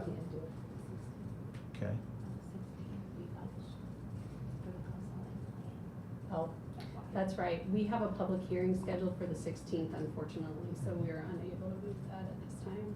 Okay. From an RDC standpoint, committees. You would, if you moved the July 7th meeting up to the 30th, that would give you only a couple of weeks from that. I'm just trying to condense any time frame accordingly. I know. Because at the present moment, we put $100,000 in so far to do the environmental and the absolute necessities to find out. So we're 100 in. This is We asking. haven't spent all of that yet. No, That but due diligence is yeah. likely to be less than that. Right, due diligence, but we also have Legal fees. legal fees, which, you know, are required to do this. But trying to move forward on this in the most expeditious manner, but still have a little time to review, and as the resolution put under, you know, 2 of putting in the people that will be looking at it from that standpoint, to try to establish an RDC member on that committee and any other individuals. I mean, we've got a good representation financially and capital-wise from the city. I just think it would be imperative to have at least one RDC member so that we're apprised accordingly. And another possibility you could have is to do a special session after the executive session. Which would be fine with So me. just hang out for another 15, 20 minutes and have a special meeting. I just think there's things we need to kind of oversee before we start bringing things through and spending another 300 without us having a good understanding of where it's going to go to. Because we all know, and hopefully most of us will be at the groundbreaking tomorrow, the convention center is happening, and a host hotel is needed in order to move it forward. And we happen to have the property they suggested, so. But how does the rest of the board feel in regards to trying to move something forward? What is the source again of dollars for this 300,000? TIF. There you go. I'm satisfied, particularly since we own the data that comes from this process, that is an entirely appropriate use of TIF funding. And it, oh, by the way, it's a pretty damn smart one too. So I'm very satisfied with that. I understand the concerns. I understand that people have questions about, well, how much money are we going to need to put up here? I understand those questions.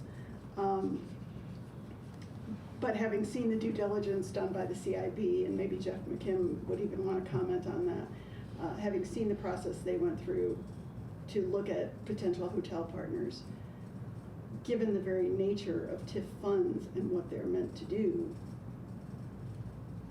I'd be satisfied with supporting this and moving forward. Sue, just to clarify, I think it's an appropriate use. I have no question about that. I think it's the cart before the horse. That's my issue. And I guess that's what I'm not completely. Well, to Randy's point, we should know a little bit more about where we are in this project before we just write a check for another $300,000, which And how would we know? In the argument can be made that the buyer/tenant should participate. We'd like to see some vested interest on their part, not all coming back to the TIF fund every time, you know, there's another due diligence need. Yeah, letter of intent would move things forward accordingly. And because their presentation that Dora did was absolutely the best of the ones. The CIB went through due diligence in regards to identify, but as the property owner and the fact we've got $6.8 million in that property, and to be responsible on what we're doing. TIF funds is great it's the appropriate use, but I'd like to at least be able to have that discussion of land disposition, land lease, whatever the circumstances are, so we have a good understanding before we appropriate. And it may just be me, but we put 100,000 in, which was absolutely necessity, because if that came back bad, we would have an issue anyway. It would be done. I think Margie touched on this a little bit, but without knowing more about the cost, it's hard to know what the structure is. Right. So it's a chicken and an egg situation. Which one comes first? I understand your desire to have those conversations, but we're still going to need to have some sort of design work to understand what we're looking at or what the structure needs to be. And let me just point out something too. One of the Senate Bill 1 hit us this year and really did a number on local government funding. One of the reasons that our interest was piqued in possibly having the Redevelopment Commission be a partner in this project the way that Carmel did it is because it may be a way to bring in continuing revenue in a TIF district. And we have expiration dates on our TIF district. So we're looking at, if you're gonna put in the kind of incentives that cities are asked to put in for this kind of, as Randy said, we're gonna have a convention center, we're breaking ground tomorrow, we're gonna have to have a host hotel. We know where we want the host hotel, we own the land, that can be contributed on our side. And if we're gonna come to the table to negotiate an LOI, and we said we have $8 million worth of land, and we put up $400,000 and we did a design, I think we're in a decent position to negotiate an LOI. So I'd rather the City Redevelopment Commission be a partner and make money on this deal than to give tens of, millions of dollars for an incentive and get nothing out of it for a return on investment. And so, you have to spend money sometimes to make money, and this is a little, I have fully warned the other side. There are gonna be people scratching their head in Bloomington and being like, what? The city hotel development? That's weird. But that is the way that things are going in terms of these kinds of projects. And I think, Anna, aren't we going to a redevelopment association meeting in Carmel to talk about how they did their project? When is that? July 10th. Interim task. And so, staff is, we're trying to work to try to get the information to you. If I've given you pretty much all the information I think I have on this and what we've done so far and where we're headed. I don't know, again, we can invite Scott to a meeting to share that with you, but, at some point, somebody's got to design this, do the preliminary design. I'd personally like to have the redevelopment commission own that work product. And that's another reason why I think it's a smart move for you guys to appropriate the money for it. And again, it makes us look like, we're serious about this when we're negotiating an LOI.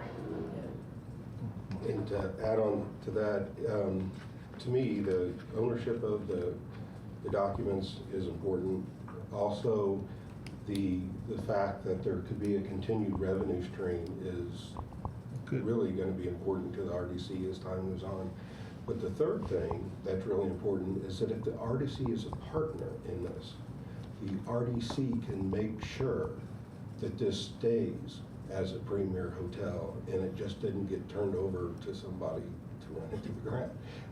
Because being a partner, you can make sure that monies are put back each year, because typically on a hotel, every 7 years they replace carpeting and all this stuff. Every 14 years they replace almost all the cabinetry and everything else and other designs. So the method that you do that is you put money back each year. And so that you pay cash for it when that happens. And if you have somebody else controlling that, they may or may not be putting the money back. They may or may not do the upgrades that need to be done to keep everything fresh and vital. Like you were talking about Hopewell, and we talked about the Trades District, keeping it vibrant. Hotel, being a partner in the hotel is also a great way to be in control of the destiny of how nice of a facility it remains. And Margie, to your point about it takes money to make money, that's true. But I'd been a lot more impressed if Dora had come to the table and said, hey, would you split it with us? Because we need to have, it's information that we absolutely have to have, and we'll invest with you. I don't know what they've already spent. They've obviously spent money in preparing for the COB, and I don't know what else they have spent on their end. We certainly can find that out. If you think that they're not, they seem committed, they seem to want to do this project. I don't think they're going to walk away from the table if that's the concern. We did hear very good things from Scott Chen about Dora as being, one of the better, they've developed hotels in Bloomington. They're one of the more solid developers. But again, I understand and I hear you loud and clear that you want them to bring something to the table, and I think that's what an LOI does, is it says, this is what we've done so far, this is what you've done so far, here's where we're gonna go forward with this. And again, we already have one example of a hotel that here in Bloomington built around the convention center that the owner has no incentive to put additional money into it. and they're making, they're making money on it, and they haven't wanted to upgrade it. We'd kind of like to make sure that this becomes the, premier hotel for the convention center, and that, as Dana said, we have some continued control over the project. And possibly, ideally, the goal is to have a good return on the investment. That's laudable goals and good. Something's going to happen. It's just a matter of chicken and egg, and I'm just looking at how we make sure that we move it forward as quickly as possible without just throwing things, because we don't have our one report back yet on our borings. We put that money Right. in, and I mean, that could blow everything up. It won't. I'm fully confident, based on my history of Bloomington, Indiana, that we'll be okay. But They're gonna hit, they already know they're gonna hit rock. Now, whether, they are, and Russ Loudermilk is involved with, I've built hotels in Bloomington, and because I'm involved, I know we're gonna hit rock. Right. One of the things that we talked about was trying to make this the most sustainable project possible. And an idea, for example, if you harvest the limestone out when you're digging, if, let's say, imagine there's underground parking. Right. I'm just making that up. Imagine there's underground parking under the hotel. And if you hit rock, can you turn around and reuse that rock and make it as part of the project, make limestone part of the project to truly make it sustainable? So I would welcome the opportunity for one of the redevelopment commission members to join us, so that when we come back to these meetings and give you reports, you have a trusted member of the redevelopment commission who's been part of it. I think that would be wonderful if you guys would like to pick somebody to do that. That would help us out a lot. I would look forward to doing that and see if Mr. West or if anyone else here would like to do it. I serve on the building corporation for yeah. the convention center already, so I don't know if that recommends me or recommends someone else. But either is fine. Well, that might be a separate item of business. Yeah. But right now, Okay. we have Resolution 2562 on the table.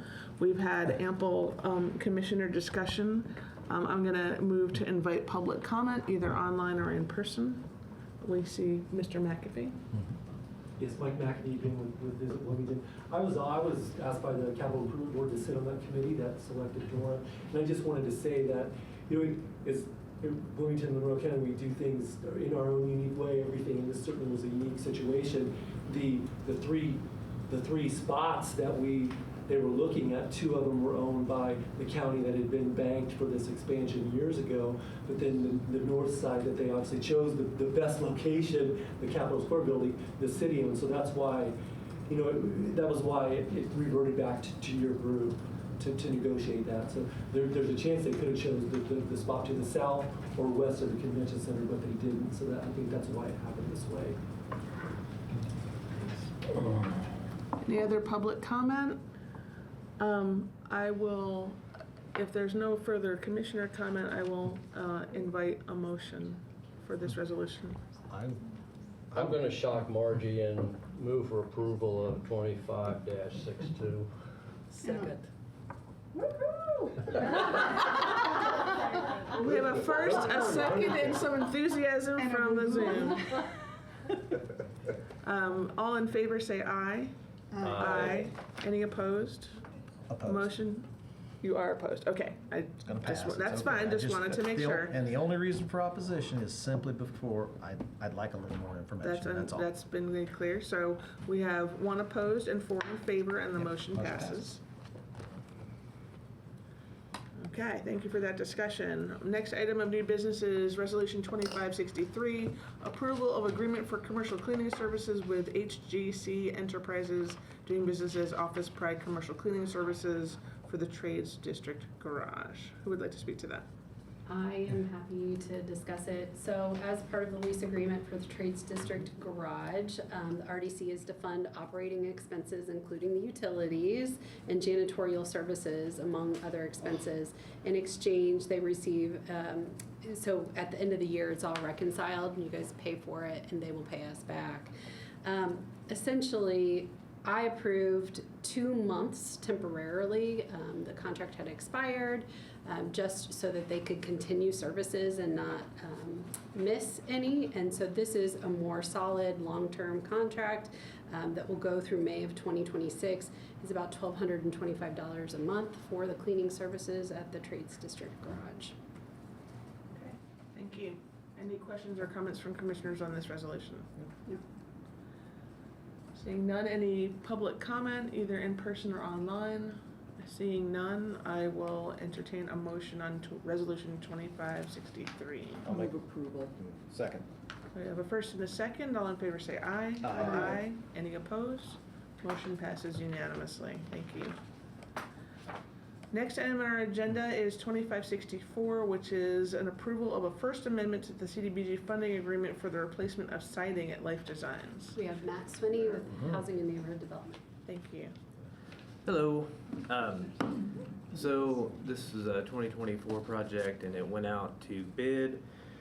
They only got one bid back and it was considerably higher than what they had originally estimated for the project. They looked into putting it back out for bid.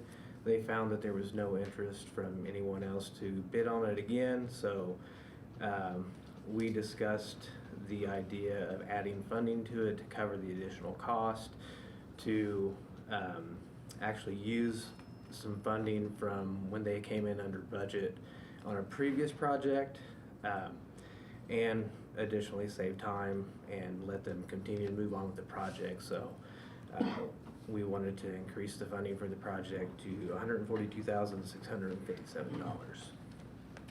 Just for full clarity, this is only with CDBG funding, and we are here as part of the Citizen Participation Plan and as the authorizing agency of the Housing and Neighborhood Development Department. So this is not TIP funding that we're talking about. Thank you. Any questions or comments from commissioners on this approval of the First Amendment for CDBG funding? And there's no way to put anything back out to get another comparison. I mean, they reached out to several people to try to see if there was interest in more bidding. They got no response back, so. Wow. Yeah, Because I was surprised. I am surprised. I'm a little surprised on that because I mean it's 65% over what our original approval was. Yeah.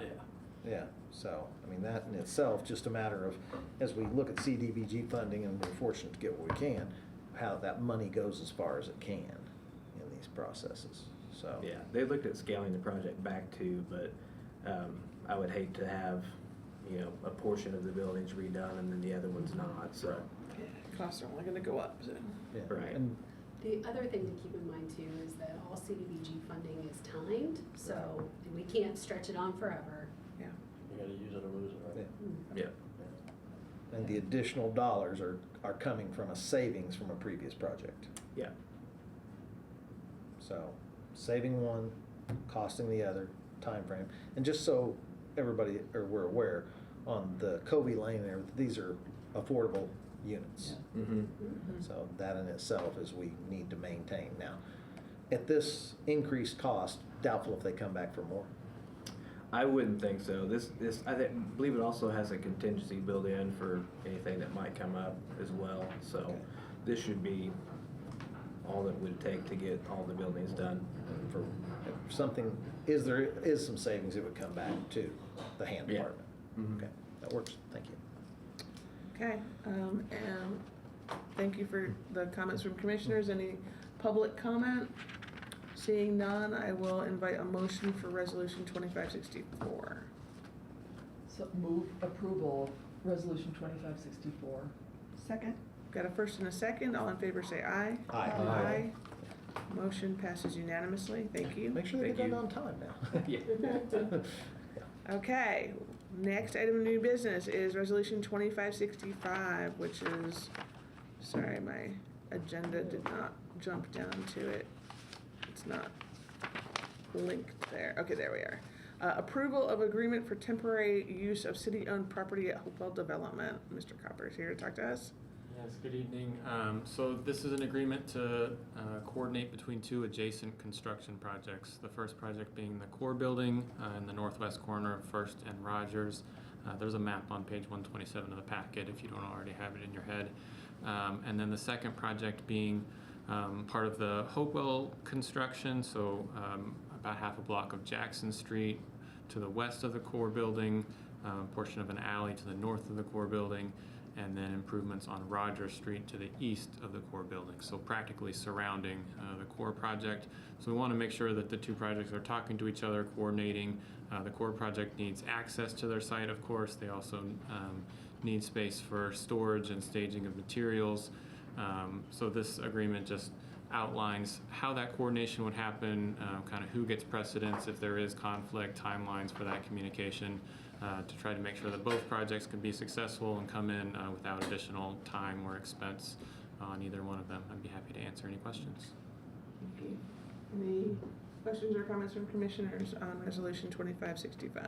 Just based upon where this map is, the yellow that we're looking at in regards to, is that, you mentioned there was a separate Hopewell project. So are you talking the Jackson Street extension, or what's our Hopewell project that's going to be involved in this? Yeah, so the yellow is showing, on this map, is actually showing public right-of-way. Okay. On the map. The construction project that is happening is, yes, the southern block of Jackson Street, so from First Street up north half of a block, and then also the alley that's the yellow right-of-way you see along the north side of the core building. And then also the block of Rogers between First and Second would see improvements. And that is the construction that's related to the Hopewell overall. It's kind of the piece that most helps the core project. It's going to help the core project, but it's part of our public work project that'll be funded under the Hopewell. Yes, and eventually that whole western Hopewell area will get built out and gridded. This is just a piece of it that's most relevant. Okay, this is just temporary, and then the only other question I have in regards to it is based on us giving them the ability to do that. The lease, it says they'll put it back the way it was. Is that a correct statement? Yeah, so if they damage, change property that's owned by the RDC, yes, we would require them to put it back. Okay, I just want to make sure that we've got documentation for that accordingly, because, well, it wasn't like that. And then we find out we have to pay to fix it again. Yeah. Okay, thank you. Okay. Any other questions or comments from commissioners? If not, I'll invite public comment, either in person or online. Seeing none, I will invite a motion for Resolution 2565. I'm sorry. Sorry, go ahead. To the point Randy made about condition, is that in the agreement? So I'm looking at it now, and I'm covering for another staff that facilitate this. So if anyone else here is more familiar with it, I didn't read it carefully enough to know for sure, but it's a good point. It ought to be in writing. I don't want to make the assumption.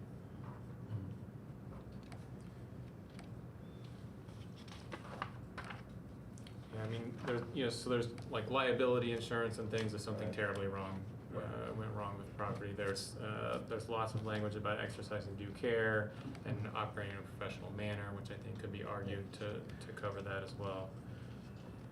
Well, the reason I asked this, Neil, in regards to it is when we tore down the old hospital, the core building had a perfectly good parking lot. And if you look at the parking lot now, core building, it has a large gash in it where a heavy piece of equipment damaged it, and nobody knew anything about it.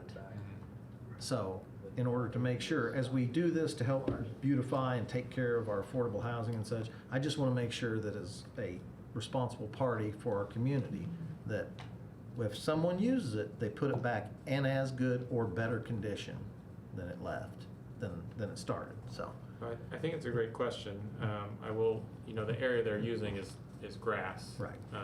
So that there's not as much to damage, but they could still. I just want to make sure it's replanted or put back in as good or good or better condition than what they got it in. And Dana, I don't know if you were the attorney working on this or. I was not. Okay. But I asked Dana to look at this real quick to see if.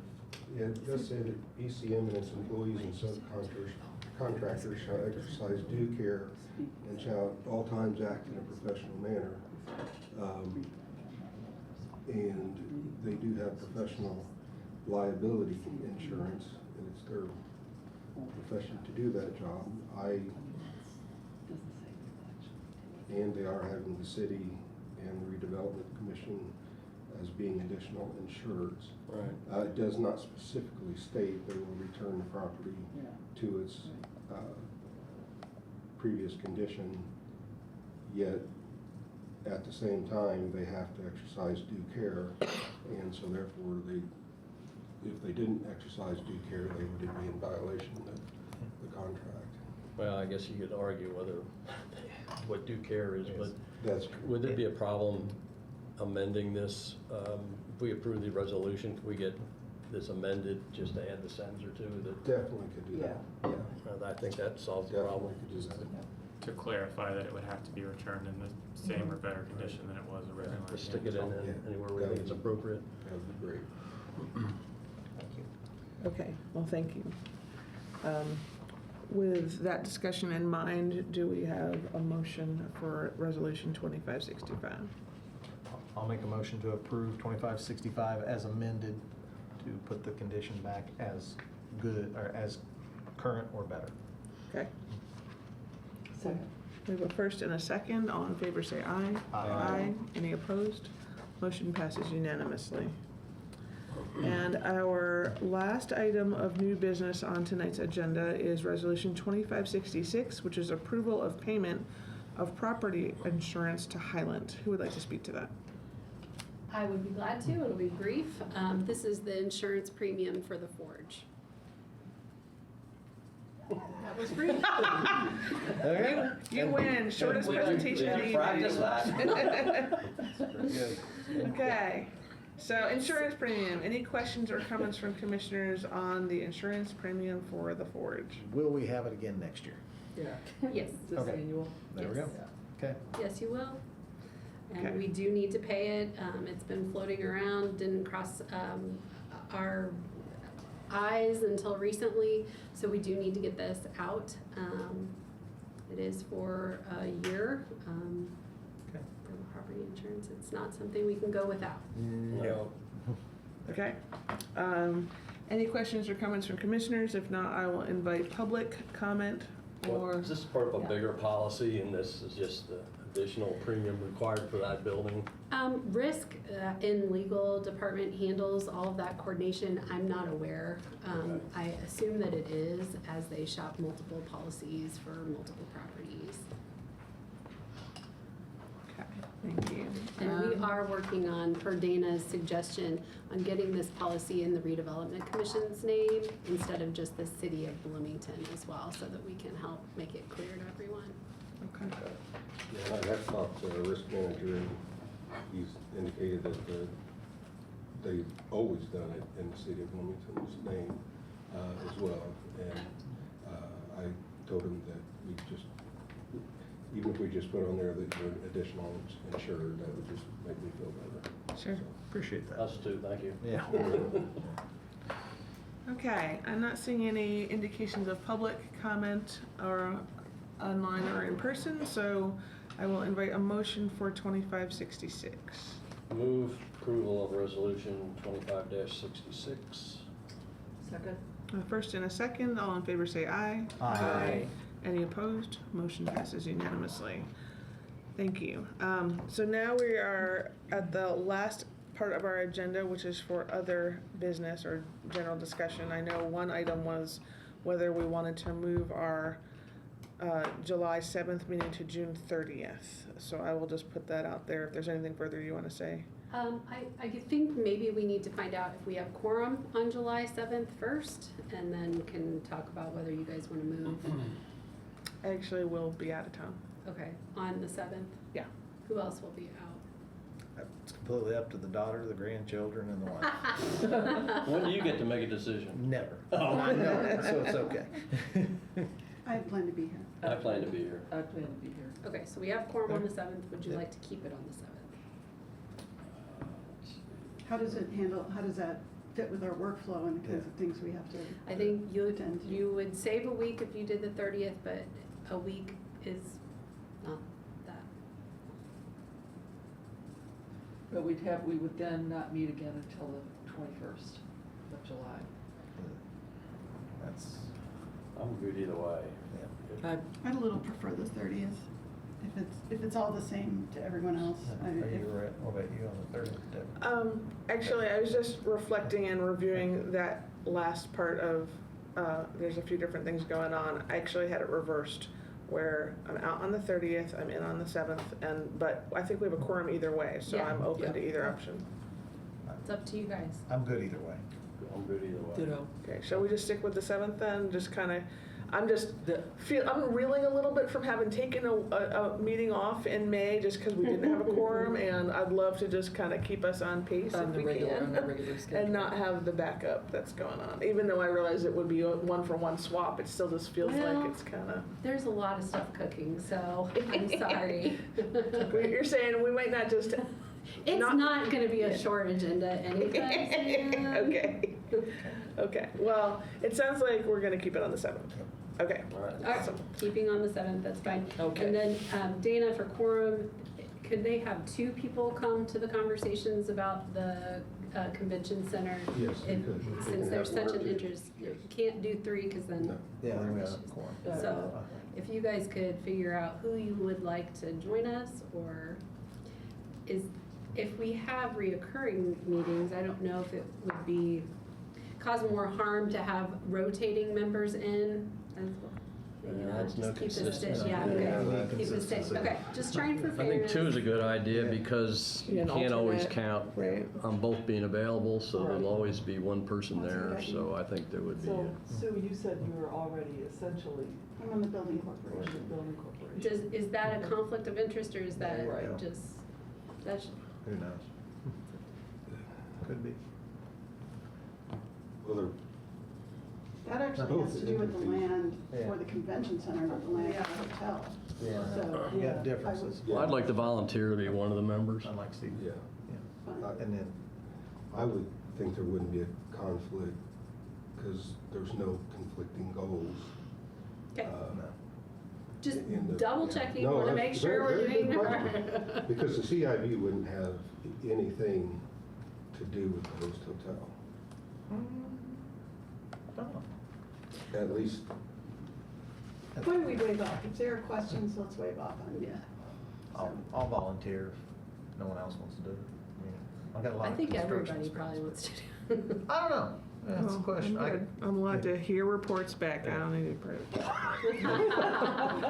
I look forward to hearing from the people who can attend. I do have to say, based on what I saw from Dora's, or reading Dora's presentation, I think it's a good choice to work with. So you'll So loop John us and in? Sue? Or No, is it John and Randy. John and Randy. Okay. So you'll loop us in? Okay, awesome. Thank you, gentlemen, for offering your services to participate with the CIB. Anything else that would fall Well, under?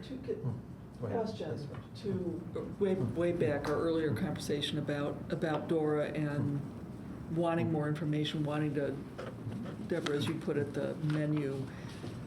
Did we conclude that we will add that to our agenda on the 17th? That we will be able to, or do we need to convene in public session to do that? Because I would be interested in having that conversation as well, to With really the attorney, understand right? that with the, Attorney. right. Mr. Chen, I'd love to hear from him, and Yeah. it's just a matter of advice of So- whether it's a public meeting or. Right. That could be That's an my executive question. session, That could be couldn't an it? executive session. Okay, I would- and do we have Talking room about in the potential agenda on this? Move us forward towards a real estate. Could we do that on the 17th? Right, Provided that Mr. Chen is available. Available. His Okay. calendar is pretty full. And you may need to No. enlarge the span of time then because Yes. that you can't allow 10 or 15 minutes. And if he's not available, just looking ahead to when we could Right. calendar Yeah, another so- session with Right. his availability in mind. First order of business tomorrow, we'll try to get some dates and make sure that we can coordinate that. If we Thank you. can plug it in on the 17th, let's do it. Great. Great. Okay. Any other items of business that we should address before we adjourn? One last thing. I've been attending the CIB here meetings, and as of last meeting, you know, the head of the CIB indicated that he would like to have somebody there.